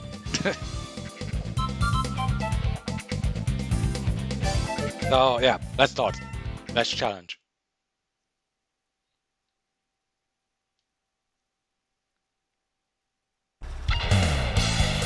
Okay, these are your opponents. And for some reason they show the 5th place car, which is the same actually. Look at that filter, the filter. Like, the first time I played this mode, I was like, I thought the game was glitched, or I was like afraid that I would have to do the entire race with this filter. But fortunately not. It's gonna, you know, get the colors back. It just starts out with that filter, and then it gradually fades away. Also, in this game mode, you don't have to worry about damage, so yeah, go all out, all riding and all that. Finally, some racing after like 15 minutes of talking.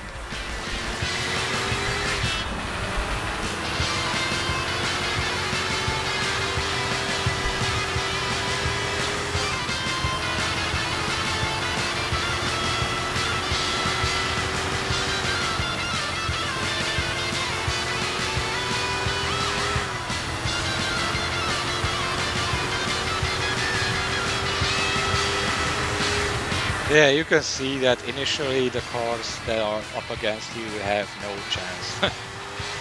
Especially not against this amazing Lotus. Like, this is a good car.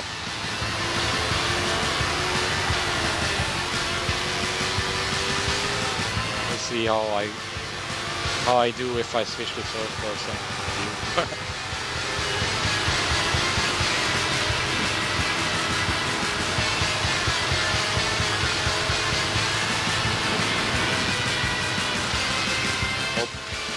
The corner too wide.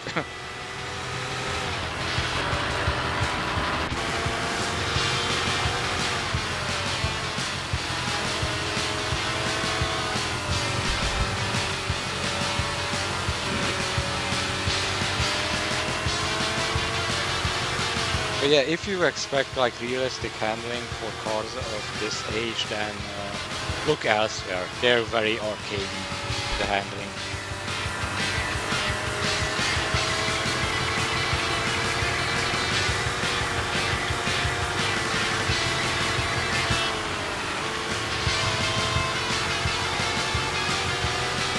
I mean, it's not a bad thing if you like Simcade. It's just that if you're looking for simulation, then yeah, on Xbox try Forza 1, because at least that has godlike physics for its time, but also god awful AI.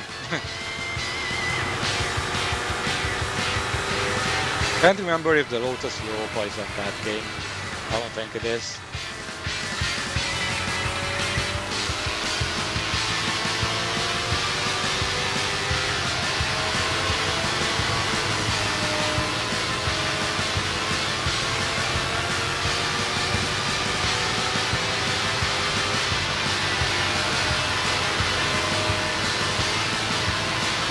Yeah, back in the day I played this game a lot. I probably spent hundreds of hours playing this game, probably... Whoa! Yeah! Bragging about how much time I played this game while I'm hitting the balls. Ironic. But yeah, I probably spent, you know, hundreds of hours playing this game, probably as much as I've spent on playing Morrowind. Okay, so if you clear the race, then you're awarded with points. In this case 5. And then you move on to the next race. But first the replay that I'm gonna skip.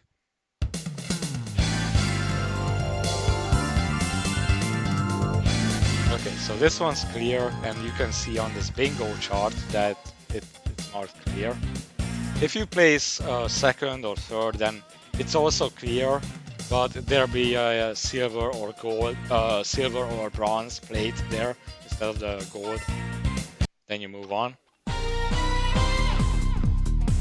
And you can use these points to buy upgrades. And this is a cool concept. Like, you can save up your points for example, a turbo and move on stock, or like buy weight reduction, even though this car is pretty lightweight by default.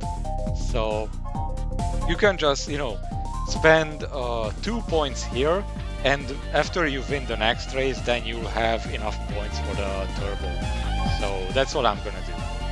I'm gonna buy the suspension for better handling.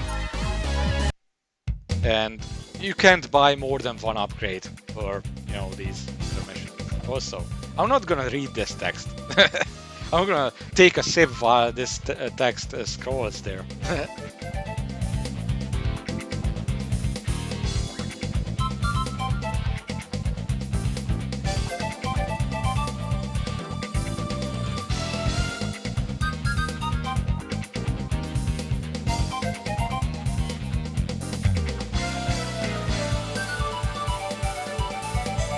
Okay, there we go. Stay hydrated.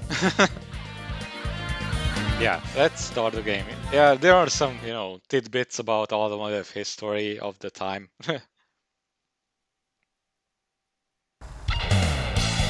And you race against 80s cars this time. And it always shows, for some reason, the 5th place car. Not sure why.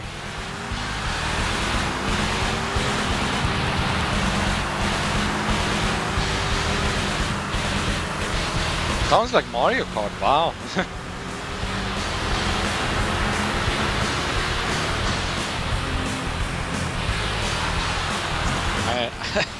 I don't know, I don't think the music sounds Mario Kart-ish.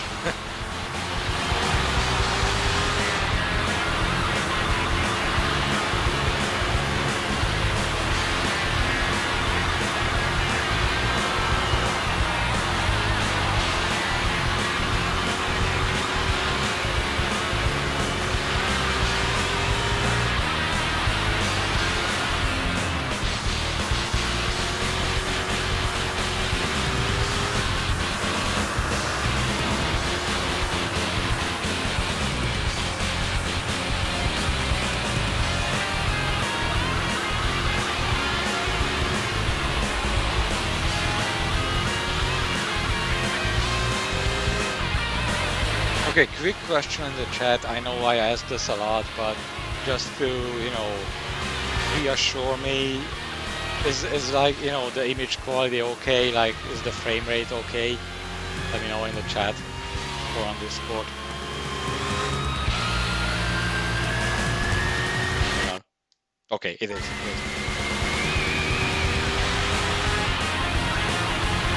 I really hope it looks better than what my Shadow and Sonic Heroes stream looked like, because it was good. Thank you. It really helps me, you know, if I get, you know, feedback like that, if it's good, or if it's not good, then that's always helpful. So thank you guys. No screen tearing. Wow. I guess then it was, you know, it just affected Mafia, like the way the game was displayed. So if there's no screen tearing, then it doesn't matter.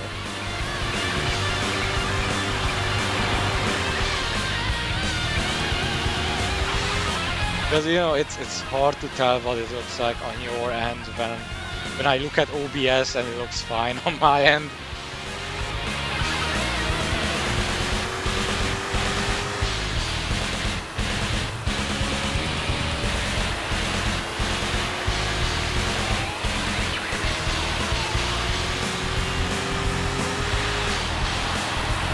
Just need to figure out the proper settings for Linux, because, you know, for the last few streams I've been using Linux.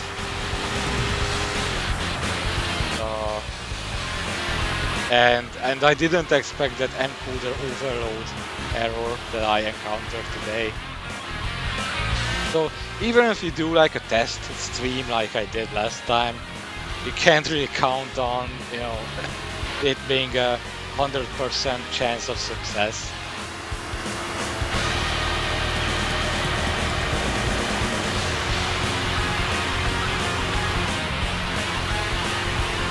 But yeah, it's you know, weird when things, you know, even if you test things and they don't, you know, you don't find the errors right away. Only when you're doing the actual stuff, then you realize what's wrong. Then that's always interesting. Like, my job has those kind of situations a lot of times. Because, you know, I work in the IT field in application development, and you know, there's always these things that, oh, we tested this, but we didn't discover this issue during testing. And then it goes live, and then it's only when shit hits the fan.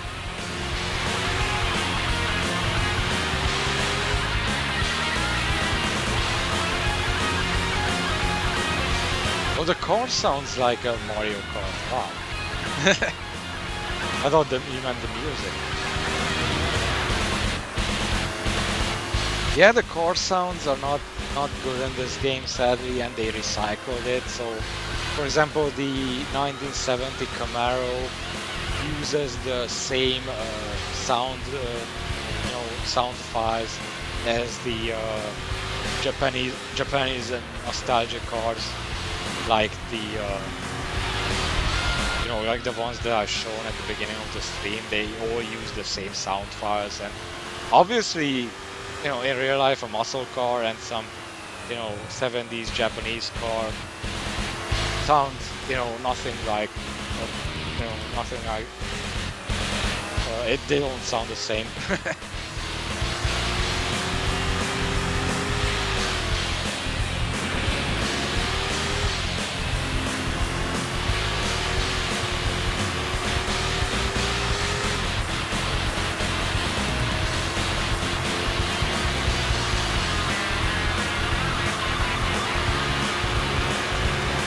Okay, in Test Drive 6, all the cars sound the same on PC, but on PS1 they don't. Wow. That's surprising. But well, Test Drive on Dreamcast, all the car sounds are the same, and on PC and PS1 they aren't. Also, I can't do math. Like 8 points. How much did the turbo cost? I thought it was 7.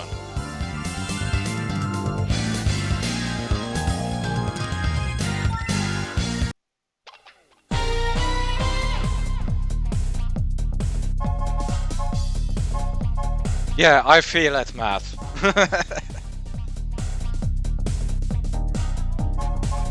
Yeah, I could have bought a 3-point upgrade in the last race, but no matter. I'm gonna go with the turbo. It's after work. Give me a break.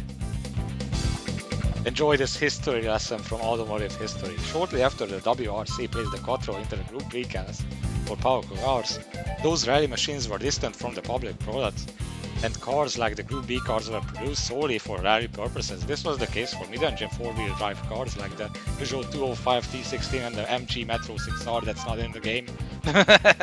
Or the Lancia 3? What the hell is a Lancia 3? 3, not 3. I mean, I've heard of Delta, but free? What is free? Nothing in life is free.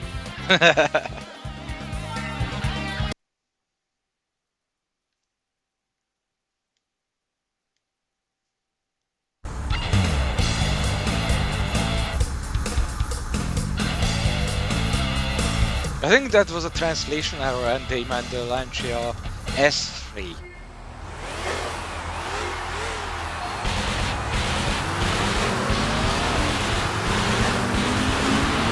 That's for I can't even remember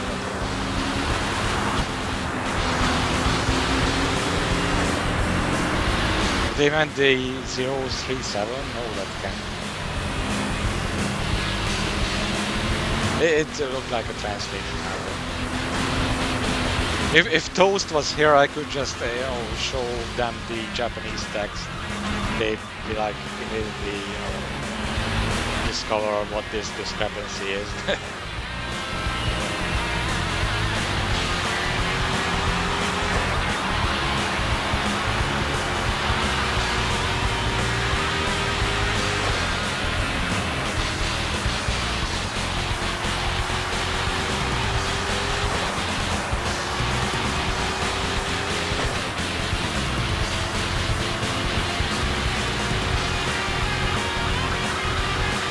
Yeah, you can see how the other cars are like no match for me. Let's hope it stays that way once I actually get to race the 90s and early 2000s. It's always weird to see like your 70s car matched up against, NSX and Skyline R44 and cars like that. It's funny. It's even funnier when you beat them.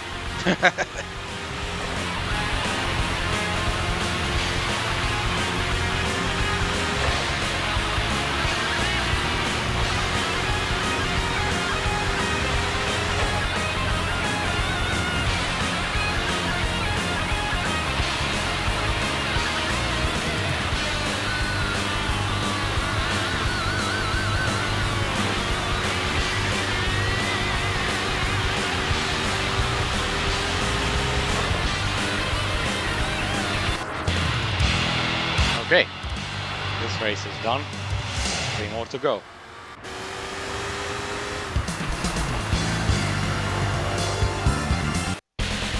So, depending on which car you pick, these races might not be as easy as they are now.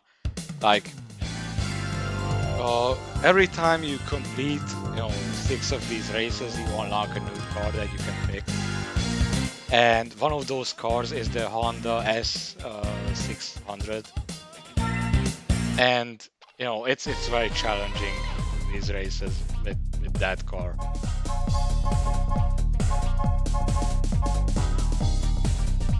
Hang on just a second.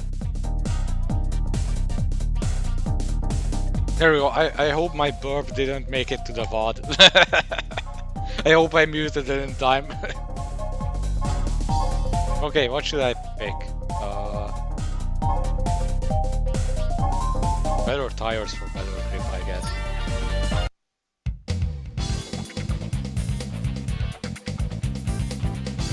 Okay, let's try to read it. With advancements in technology that can now create attractive autos that surpass mileage regulations, but the American automobile industry regained all of its lost luster. During this time, a rise of automobile insurance premiums slowed the return of the sports cars in force. In place, the family sedan and the modern SUV that features strong engines appeared. During the 90s, the SUV remained a strong seller. Yep, some things never change.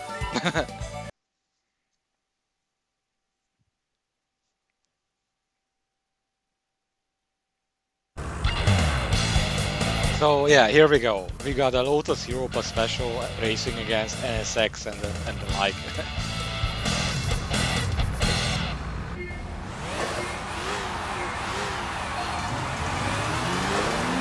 Watch how I outrun them.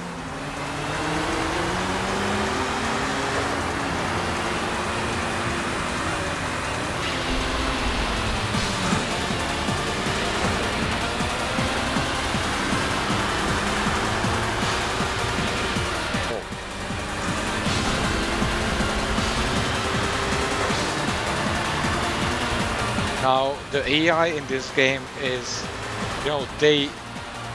on higher difficulties they drive good. But that's also partially because they have their cars upgraded to the max on higher difficulties. This is more noticeable in Sega GT 2002 mode, so in the career mode. But not here. I think I'm racing against stock cars. Without any upgrades. But yeah, even with that, the AI in this game is a bit more tame than it is in Sega GT Online. Because here you can block them. I mean, if you watch the race that I did on the ice track, the ice rally track, you noticed how I blocked the Subaru Impreza behind me quite a few times and it actually slowed down to avoid hitting me. In Sega GT Online, they don't do that.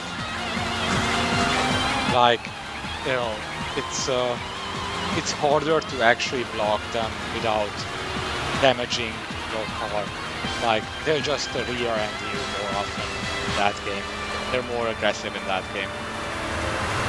Here you can see, if you pay attention to my rear view mirror, you could see the car behind me slowing down as it got closer.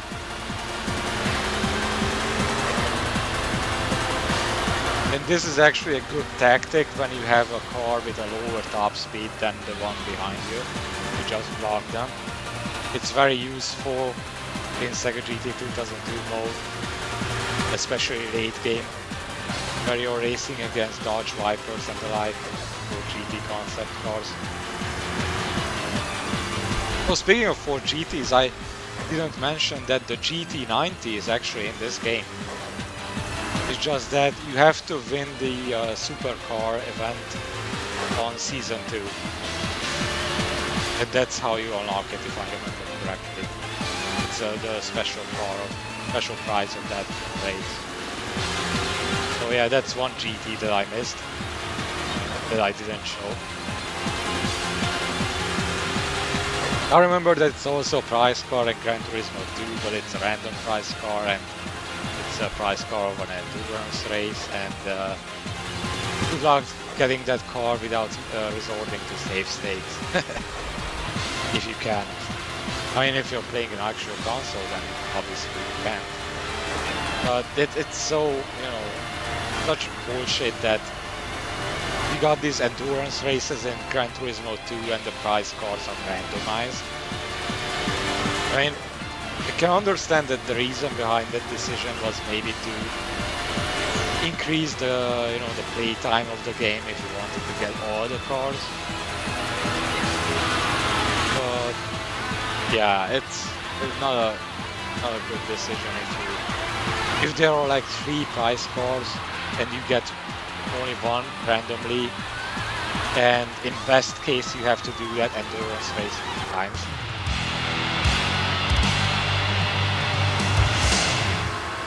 Yeah, the 40 lap Seattle endurance race in Gran Turismo. That's what awards you the GT90 score every once.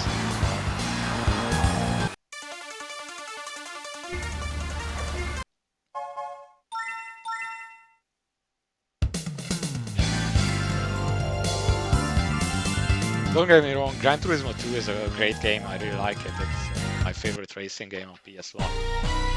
It's just that it has some aspects that are like questionable. Some design decisions. Okay, what should I get? I mean, I'll go with weight reduction. Even though the car's already pretty lightweight, let's make it even more light. Soon after, the Japanese and European car makers, seeing a new car for sale, new market for sales, created and sold their own SUVs to the American buyer. This influx forced the American car maker to make SUV from truck and car chassis. Styling during this time also copied that of passenger cars. Also, versions emerged equipped with higher performance engines. Moreover, new models were realized based upon concept cars with retrogression as a keyword for styling. Yeah, these texts are like, you know, on that first one there was a lot of text to read. I couldn't read all of it. But yeah. Also, look at that sick 155 Alfa Romeo. Nice.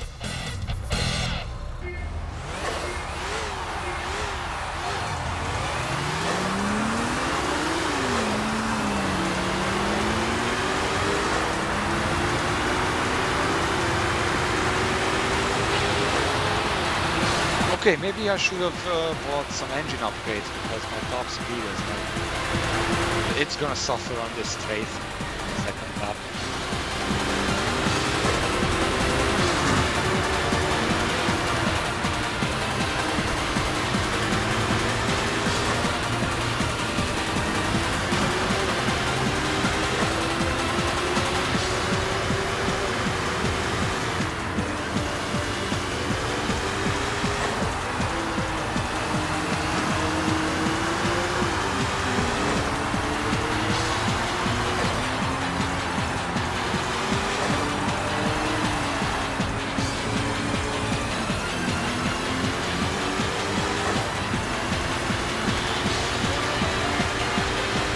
Yeah, by the way, I always drive in, you know, rear view because I see the road better like that.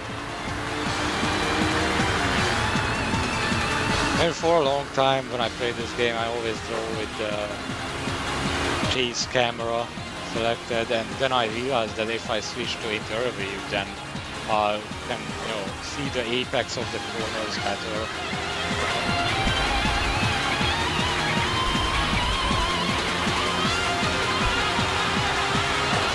That kind of stuck.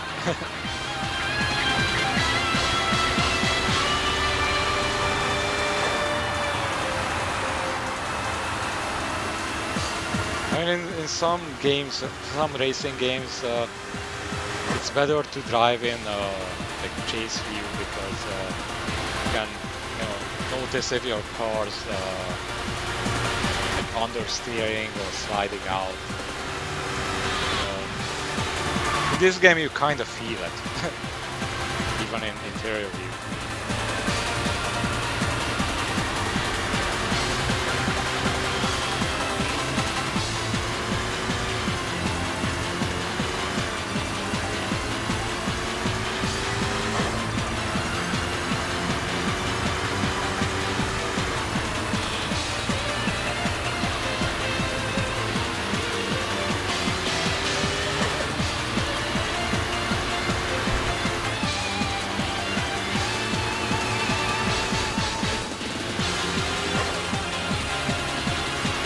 It's really sad that this game is not gonna get a remake because of licensing issues or a sequel.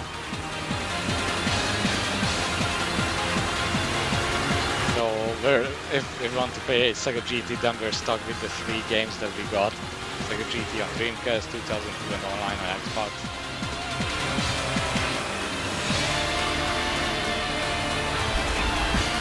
By the way, Sega GT Online, even though the Xbox Live component of it is non-functional anymore, you can use X-Link Kai to play the game online with other people.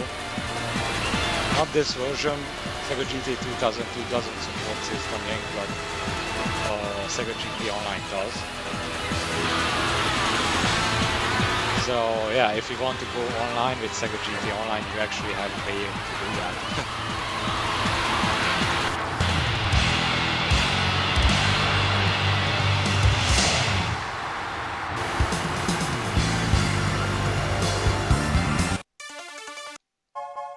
Okay, let's move on to the last race.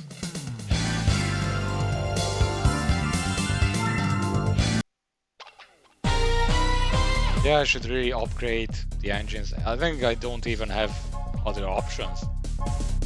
Or the brake, but no. Cornering is okay. I'll go with this because it costs more points, so I assume it's better.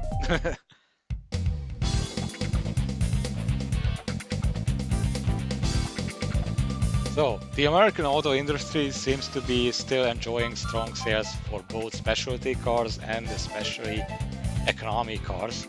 Retrogressive designs and SUVs are in their bloom. Among North American manufacturers, Ford followed retrogressive designs with its new Thunderbird and limited edition Mustang Bullet. Furthermore, they suggested the trend would continue in the direction of using strong names of the past like the GT40 to sell cars today. For the SUV, numerous designs have appeared that blurs the line between the SUV and the passenger car. Fusion of public cars and off-road autos again will continue to widen. I can't read it in California. No! Okay, that's it. That's the text. If you want to read it, then rewind.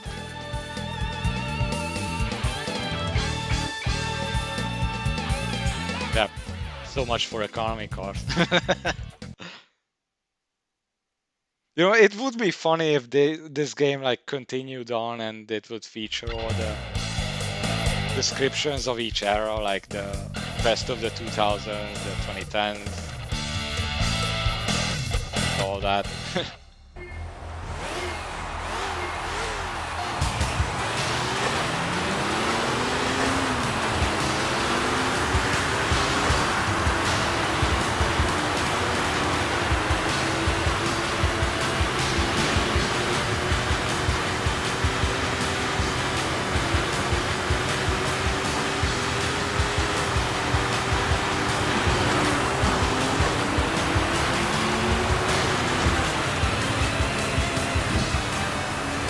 There you go, took the lead. Now finish the race just by cruising.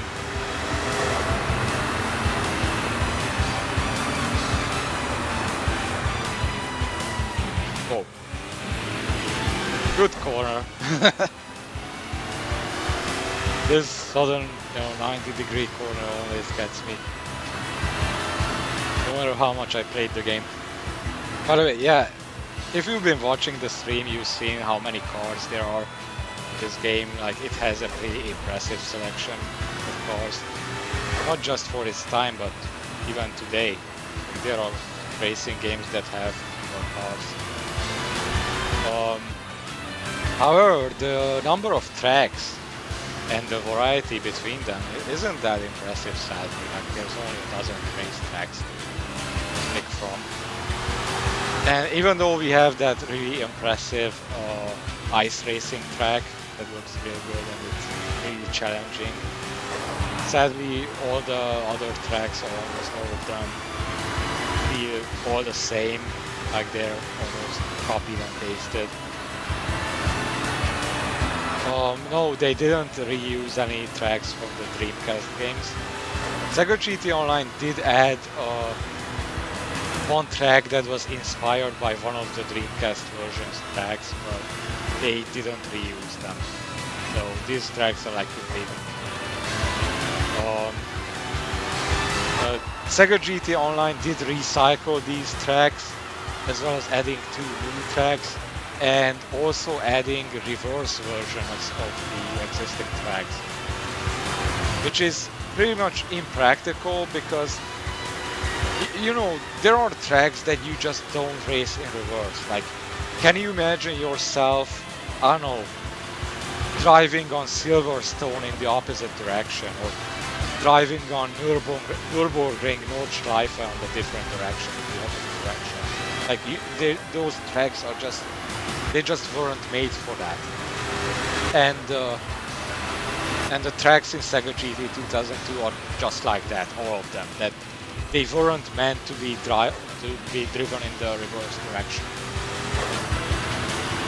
And that is the reason why you can't, drive in reverse on these.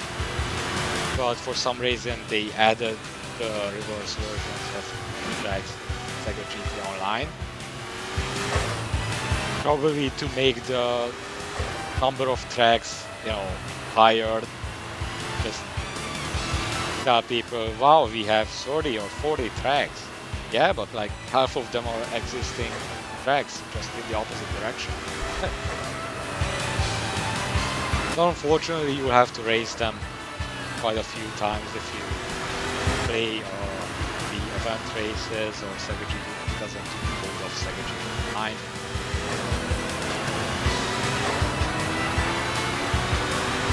So that is one aspect of Sega GT Online that's actually not much of an improvement. Also, don't overtake me, fuck. What the hell, I can't see the road.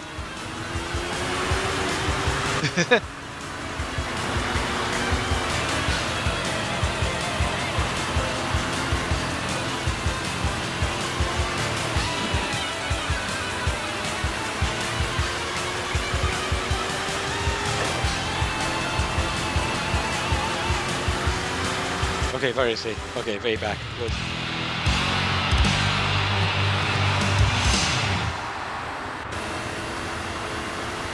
Oh, it was close-ish. He was still 3 seconds behind. There you go. So no point screen this time, you get the replay, and if you end the replay, then you get the results screen. And yeah, you made it to the end of it, you unlocked a new car for Quick Battle. So yeah, there are some cars that you can't pick in Quick Battle by default, but you can unlock them. You can also just, buy this car in Sega GT 2002 mode and then load your garage there and race it. So that's another way to, use this car in Quick Battle. Also like that music.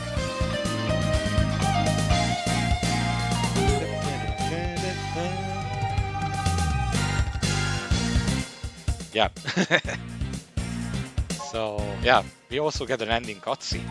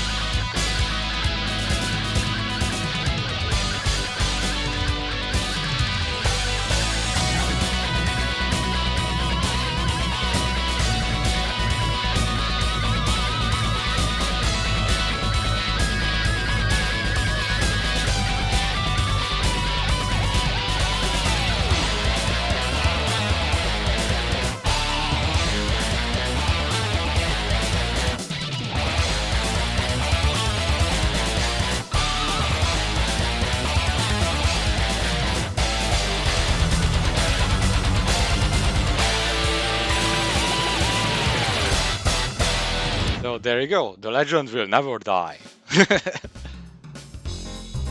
So yeah, it was really Sonic Adventure style music. You thought it was over. No, we still have a bunch of cars to choose from. Of course, I'm not gonna stream this, but yeah, you can move on to a different car, and you also unlocked an additional one, which is Akuma no Zetto. Is the Devil Z. You can now pick this car. Like if you remember, then this wasn't available initially. As you complete races, like complete these columns, you unlock more cars that you can choose. And yeah, if you start a new race, I mean, if you pick a different car, then obviously you start out at the first row again, so you'll be racing in 70s cars and then move to the bottom. So that's how it goes. It's a pretty long game mode actually, long and repetitive, but yeah, pretty good. Also, when you complete one of these columns, don't forget to save. The game does not auto-save.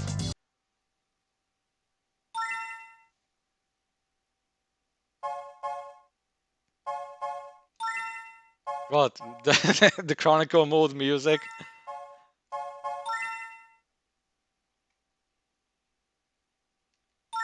Well, I think the music is pretty good in this game.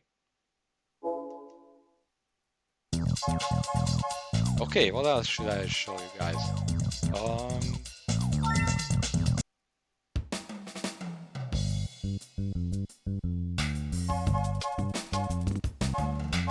I really wanted to show the Ford GT90. That's probably on my different save file.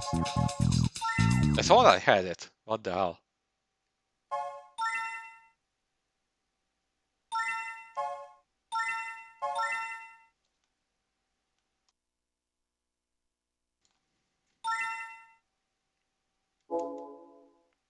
Because, you know, that car is like, you can get more, you know, you can make it have a bigger horsepower value than its weight in kilograms.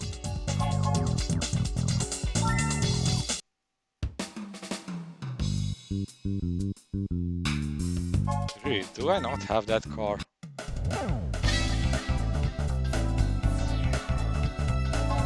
Let me just check.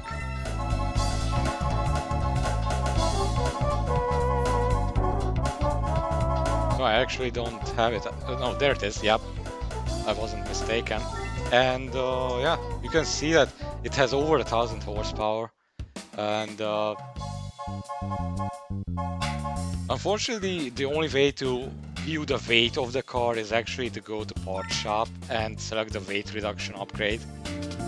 That is the only place where you see the weight of the car, or just, you don't even have to select this, you can see the weight right there.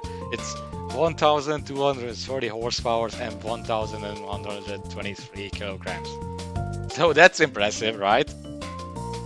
You know what, let's take this car for the drag race. I mean, it should do well, right? With these, you know, with these horses.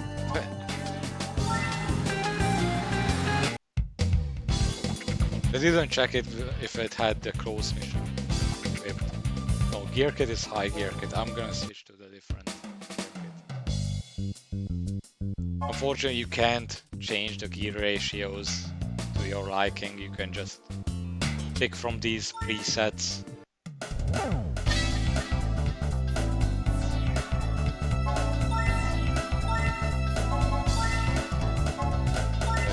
Close mission for better acceleration but lower top speed. Just check the boost pressure, it's maxed out already, good. Okay, yep.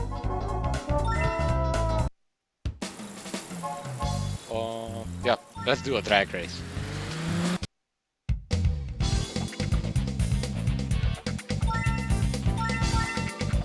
Let's see how far I make it this time. I'm gonna do this and might end the stream after this, after I lose. We'll see. Dude, I can't keep the car straight. Also, that NSX is like overtaking me again. What was that? Wow, what a loss. Wow. I think it was because I was fishtailing there.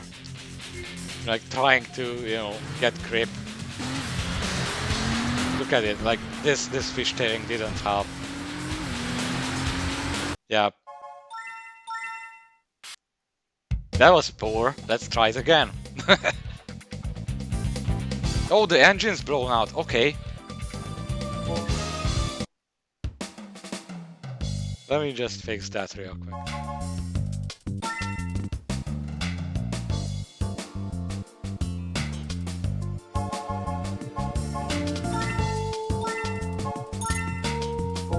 There we go. Didn't I unlock the Super Racing muffler? Looks like I didn't. Or maybe I didn't unlock it because I got the 205 and yeah, that way I can't. I do have the Super Racing intercooler. Tires, Super Racing, okay.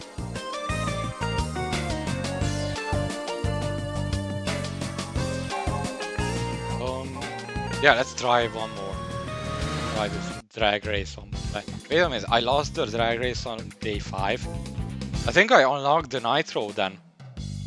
Because there's actually a secret. If you lose on a day that ends with 5, I think, then you can buy nitrous for your car. That's like single use. And you can only use it in drag races.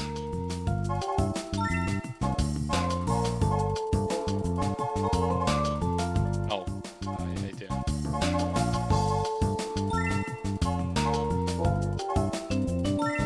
I forgot how to get the nitrous, like,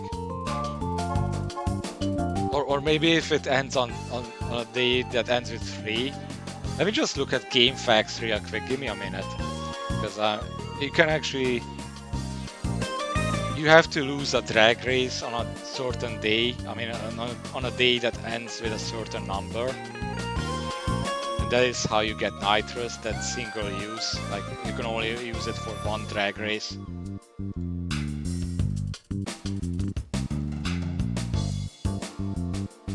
No, it says if you lose the Sega Drag Racing event on a day ending in 5, then Nitro will be accessible in the used parts shop. What the hell? It's supposed to be there then. Or maybe it was available. You know, I don't want to do like 9 more races or how many. So let me just load my save file, which is on day 124. 5.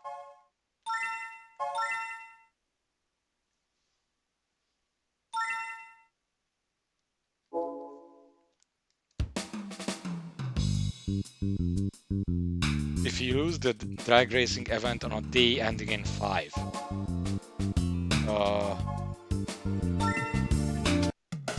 you just switch back to the GT90.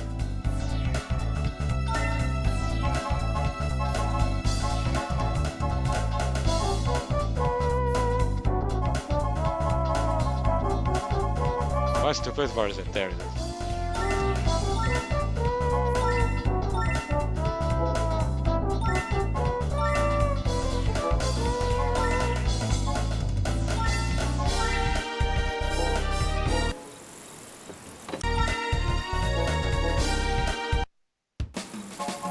Hang on, let me just prematurely repair the engine because it's gonna be damaged after this race.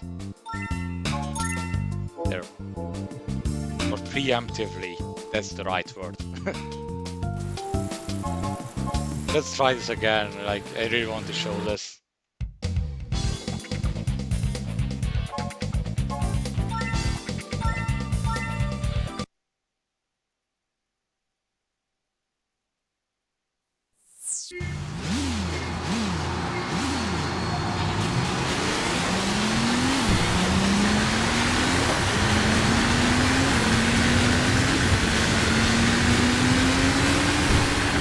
Okay, I lost again.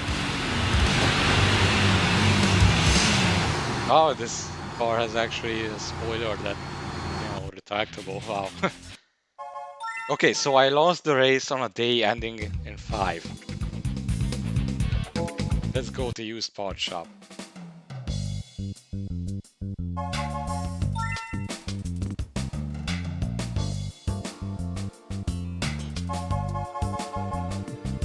What? Did I already use the nitrous on this save file? What the hell?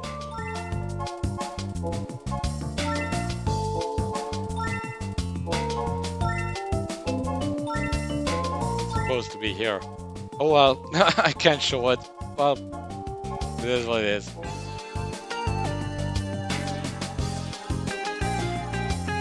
But I really need to, pick a different car. Like, I can't believe I can't win these drag races.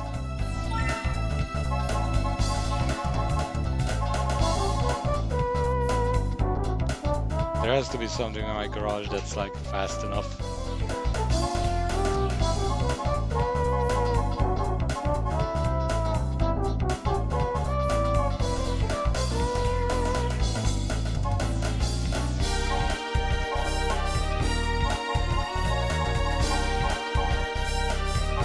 Kind of leaning towards using the Ford GT concept.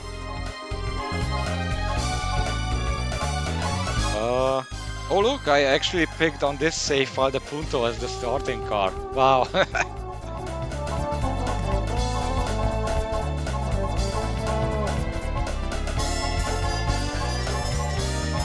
Yeah, my upgrade is not my good.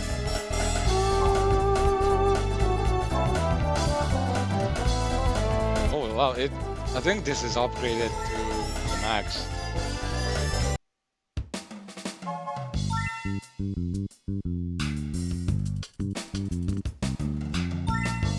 Or not. Still need a muffler and port polish. Good thing I have the money on this save file.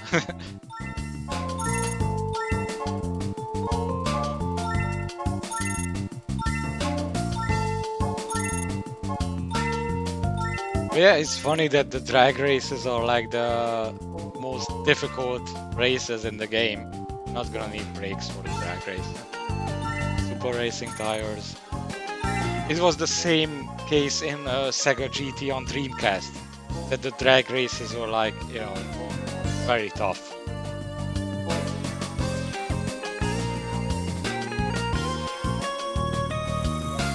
And at least in the Japanese version of the game you didn't have the Dodge Viper, which is like the fastest car in that game, but the US and European version had that car, and yeah, it was always the last opponent.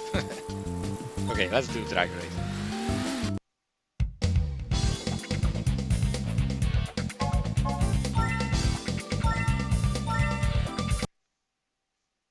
Like, seriously, I have a Ford GT that's maxed out pretty much. And also the game is now afraid to bring out the NSX, so they bring out an Impreza instead. Oh yeah, at least there's no traffic. This is actually more like a drag race than kind of close to realistic drag races.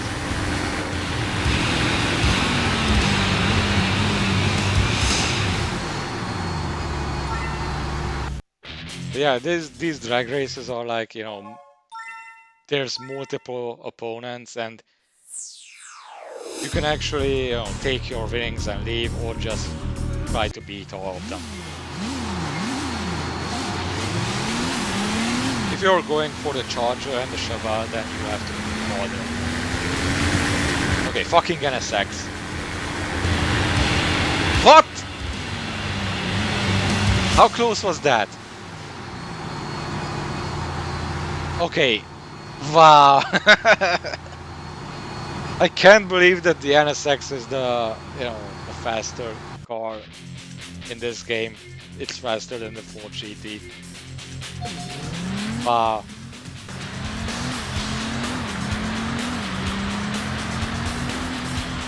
I think maybe close mission gear kit is not the best choice for this race. Let me just try it with a different gear kit. I'm not gonna take that. Because I assume no nitrous for me.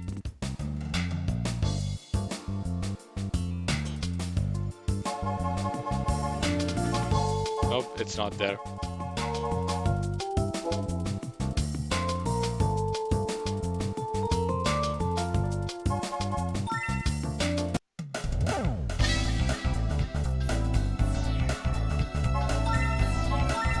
Did I even change the boost pressure? No, I didn't. Fuck.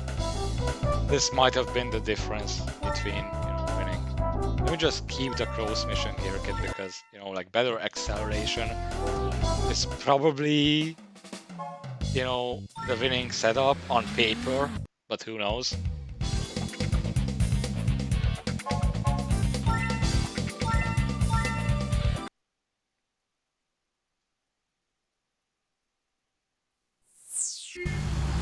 Yeah, bring out the Impreza again.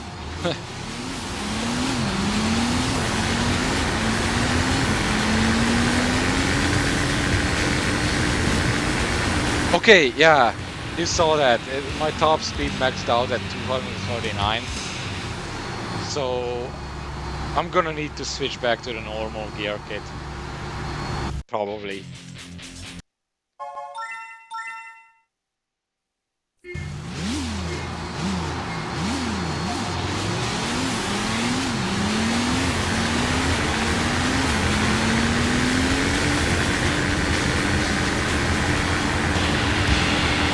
actually won. Yeah, see, this was the... What the fuck? Clip that, please! Like someone, like... I won! Yes!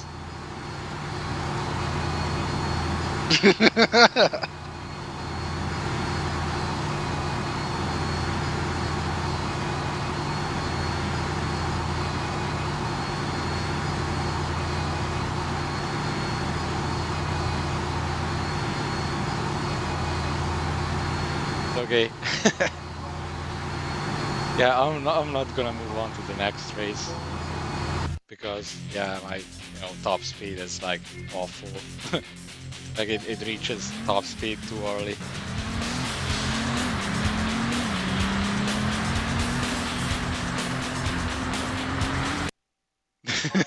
Wait, actually, let me just save the replay of this.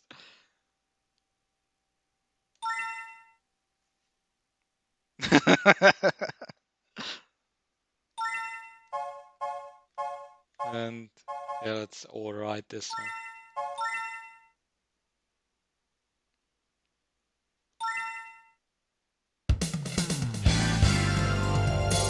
Third place, even though there were like more than 2 opponents ahead of me. Okay. Yeah. Switch to normal gear kit. Not part shop, damn it. I want to go to my garage.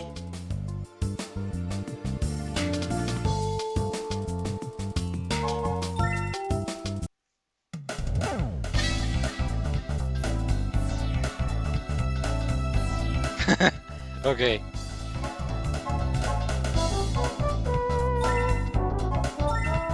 Not tune, change, gear kit, normal. I don't think the high gear kit will be beneficial here, but who knows how this game works. Yeah, thanks for the clip.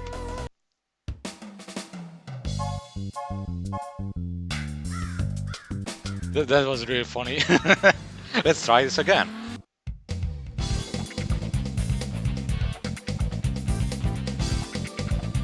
Okay, so that's my setup. Gear kit normal. Let's do it.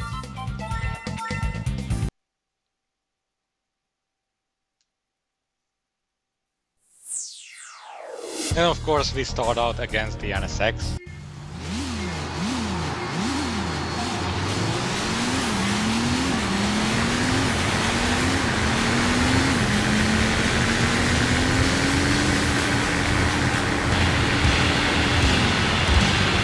Okay, I did hear that engine rev, but I still reached the top speed before, I mean after the finish line. Let's do this again. Another NSX, but from the 90s.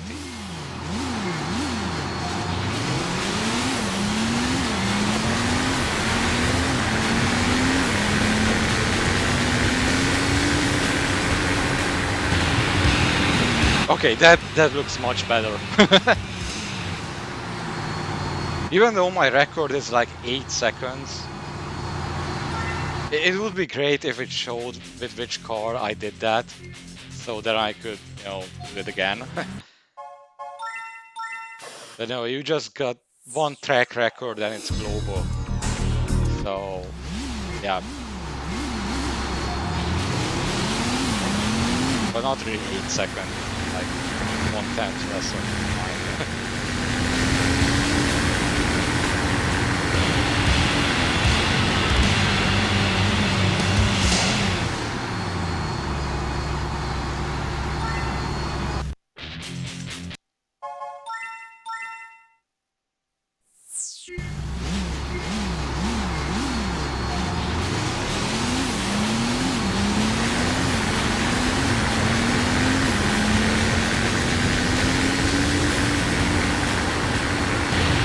It's funny how the game gives me slower opponents than it did initially.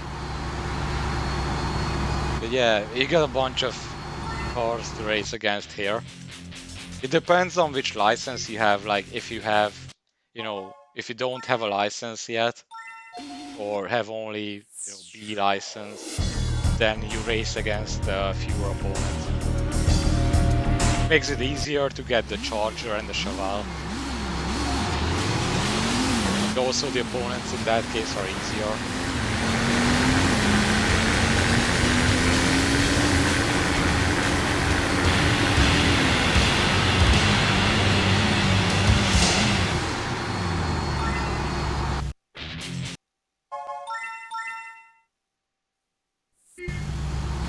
It's funny, I'm doing drag races against Imprezas.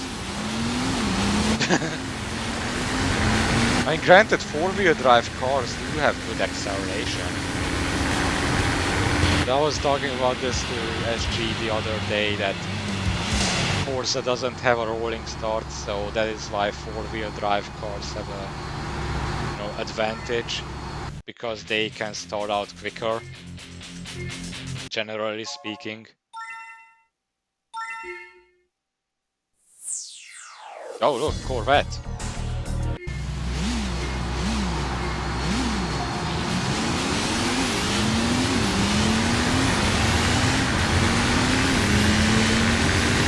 Fuck! Wow! I can't believe it. It's always the Corvette. And there wasn't that much of a gap between us. God damn it. Corvettes are like the bane of my existence.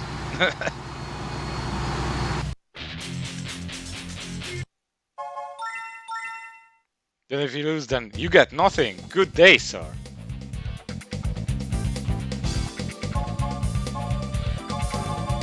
But yeah, which car did I even use to get, get under 9 seconds?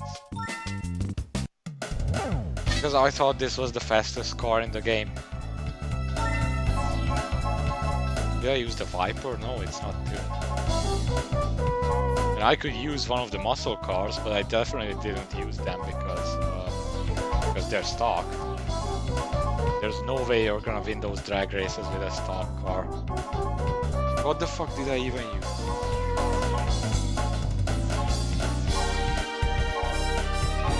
I'm just purely looking at horsepower values now.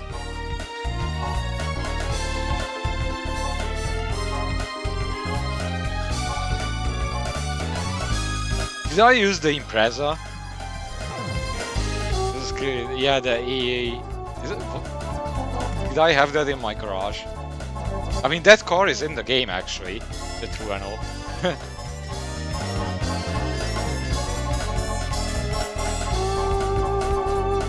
Did I use the... No, I didn't. Just the GT90. We've seen that it didn't work out. Although it might have been that car. Maybe with a high gear kit or normal gear kit.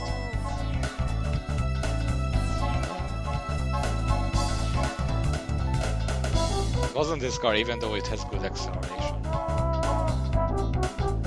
I don't think it was the Impreza. Wait. Let me just try it one more time with the GT90, but with a normal gear kit.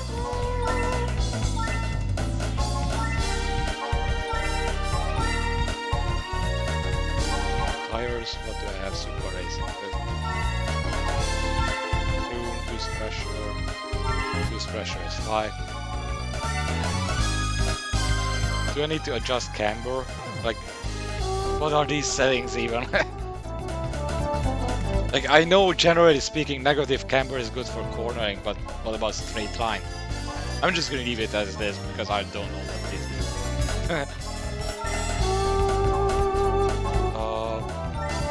Hang on. Yeah, I said it to me.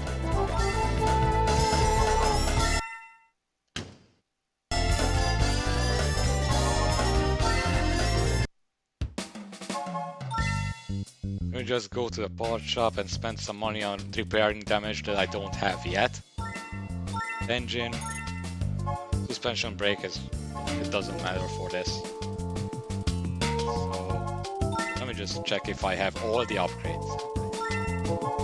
And then do one more drag race before I call it a day. Racing brake, I don't need it. brakes for the drag race. Yeah, I think I have all the upgrades that I can get. So let's challenge.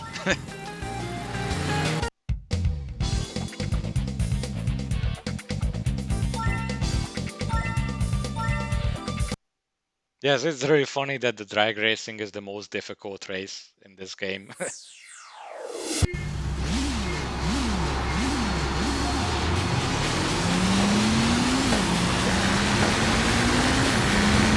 Then there's some wild fishtailing.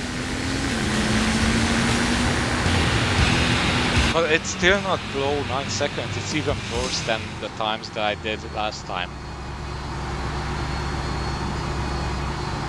So, I don't get it. Is it like the difference that I did these drag races without traction control?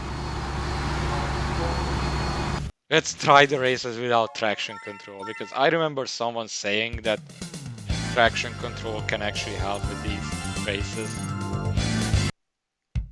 I mean, turning it off can help with them. Maybe that's why I had it turned off.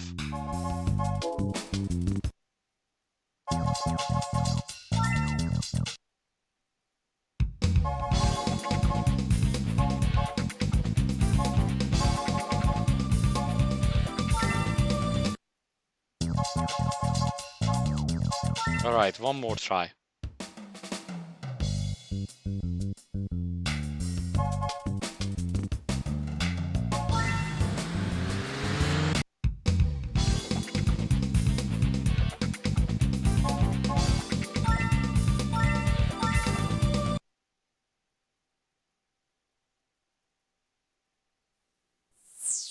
Of course, I'm racing against the Imprezas.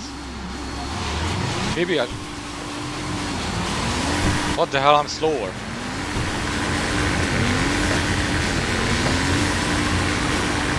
No, actually not that much.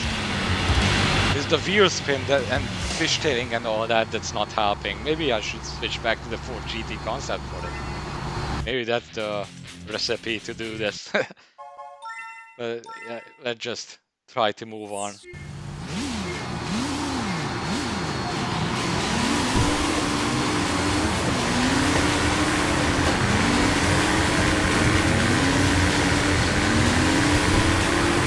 Yeah, that was more.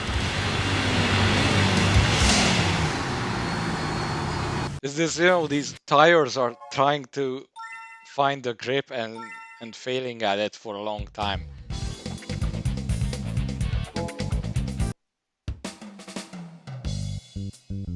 Like, you could say that just pick one of the cars that the AI uses, and I would need to, you know, spend all my money to upgrade it, and I might not have enough money for that. So I'm just gonna keep trying with this car. Alright, final try.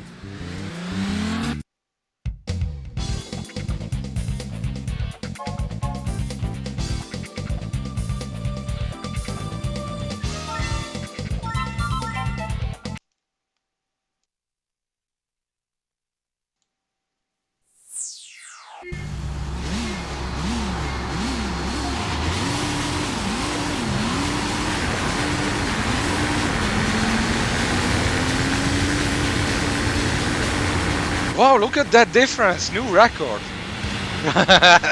Yes! See, that's how much difference the traction control makes. Like, if you turn it off, then you do have... Even though, despite the wheel spin, you have a better acceleration. Also, that reminds me, there's also a glitch that you can use to rocket start, but it requires manual transmission and it's kind of hard to pull off. So I'm not gonna do that now.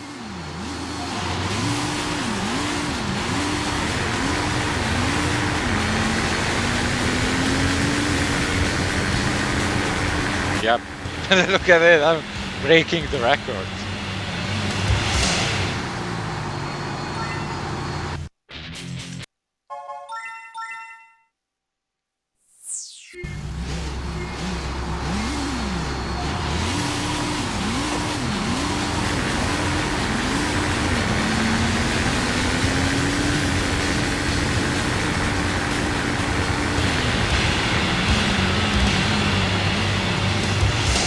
I gonna be able to win all of the races? Place your bets now in the chat.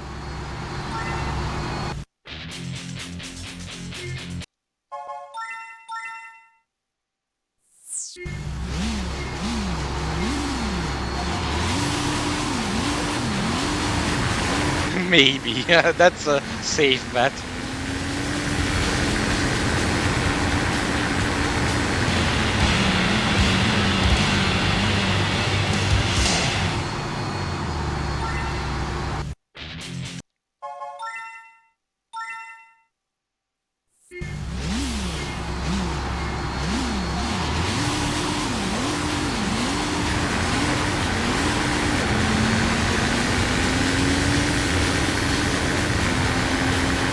Kind of went off track there. Kind of went to the side.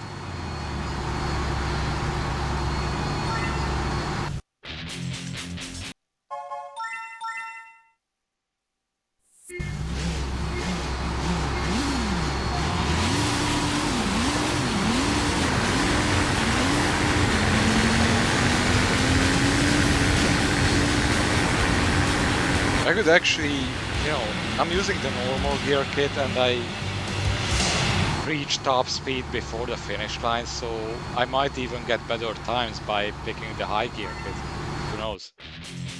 But maybe I lose, you know, too much time with that when it comes to acceleration.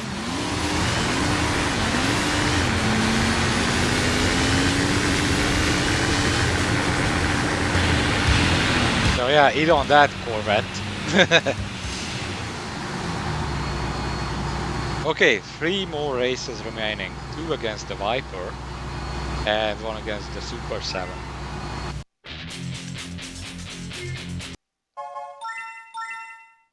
So the Viper's gonna be probably challenging.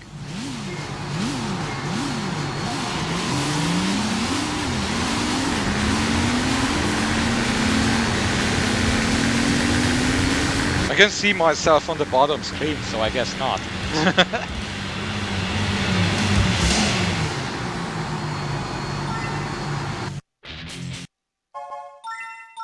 Let's do this. I mean, you saw me like trying to do the drag race with this car and can't even do the first race with it against the NSX.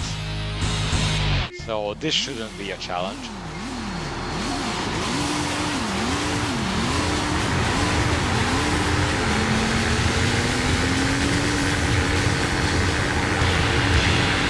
Well, okay, it was more challenging than I expected. Also, you saw the split time, right? It was +0. Interesting. Yeah, I probably would have lost this race if I had picked a different gear kit.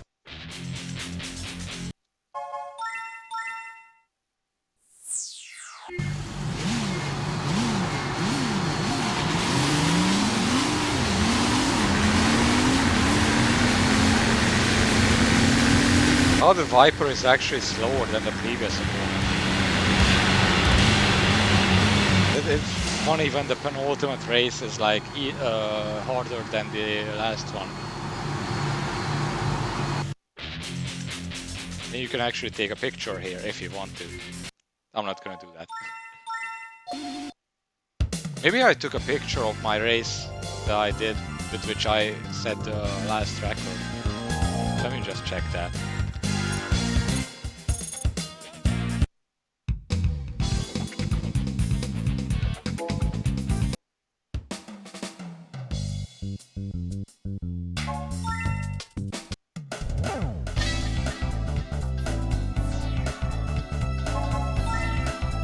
Okay, I took a few photos of my Punto and the Abarth 131 rally. Why did I pick this photo? There's another Punto. Oh my god, it's like the past self of me is trolling Opax. Okay, there's the Astra, and that's a pretty nice photo that I took there. Oh, it looks like I took these photos, you know, drifting with the Astra.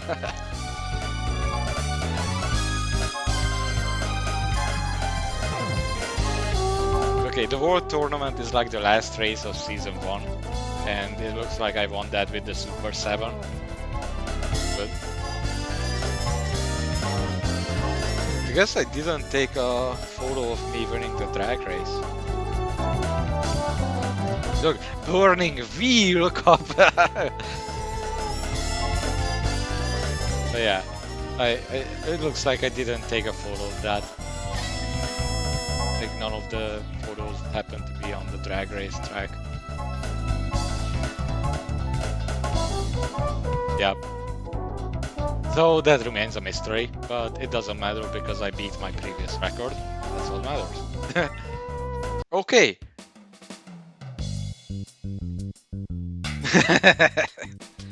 Yes. Well, anyway, I'm gonna call it a day here. I've been streaming for more than 3 hours, which is, wow, impressive. Actually, I've been streaming for 4 hours. No, 3.5, yes. Wait, no. How long have I been streaming? Because OBS only shows 3 hours and that's only the current VOD. I started at 5 PM my time and now it's 8:30 my time. Yeah, I've been streaming for 3.5 hours. I can do math. Anyway, I'm gonna leave now. So thank you for watching the stream. And yeah, this is a great game. I'm really happy that it was made and today is its 20th birthday. And next time I'll be streaming Sega GT online. Not sure on which day, probably gonna be next week. So not this weekend, but next week. We'll see. I'm gonna post that on the Twitch schedule, that page on my Twitch channel, and also on Twitter. So thank you for watching, guys. I really appreciate it, and have a nice day.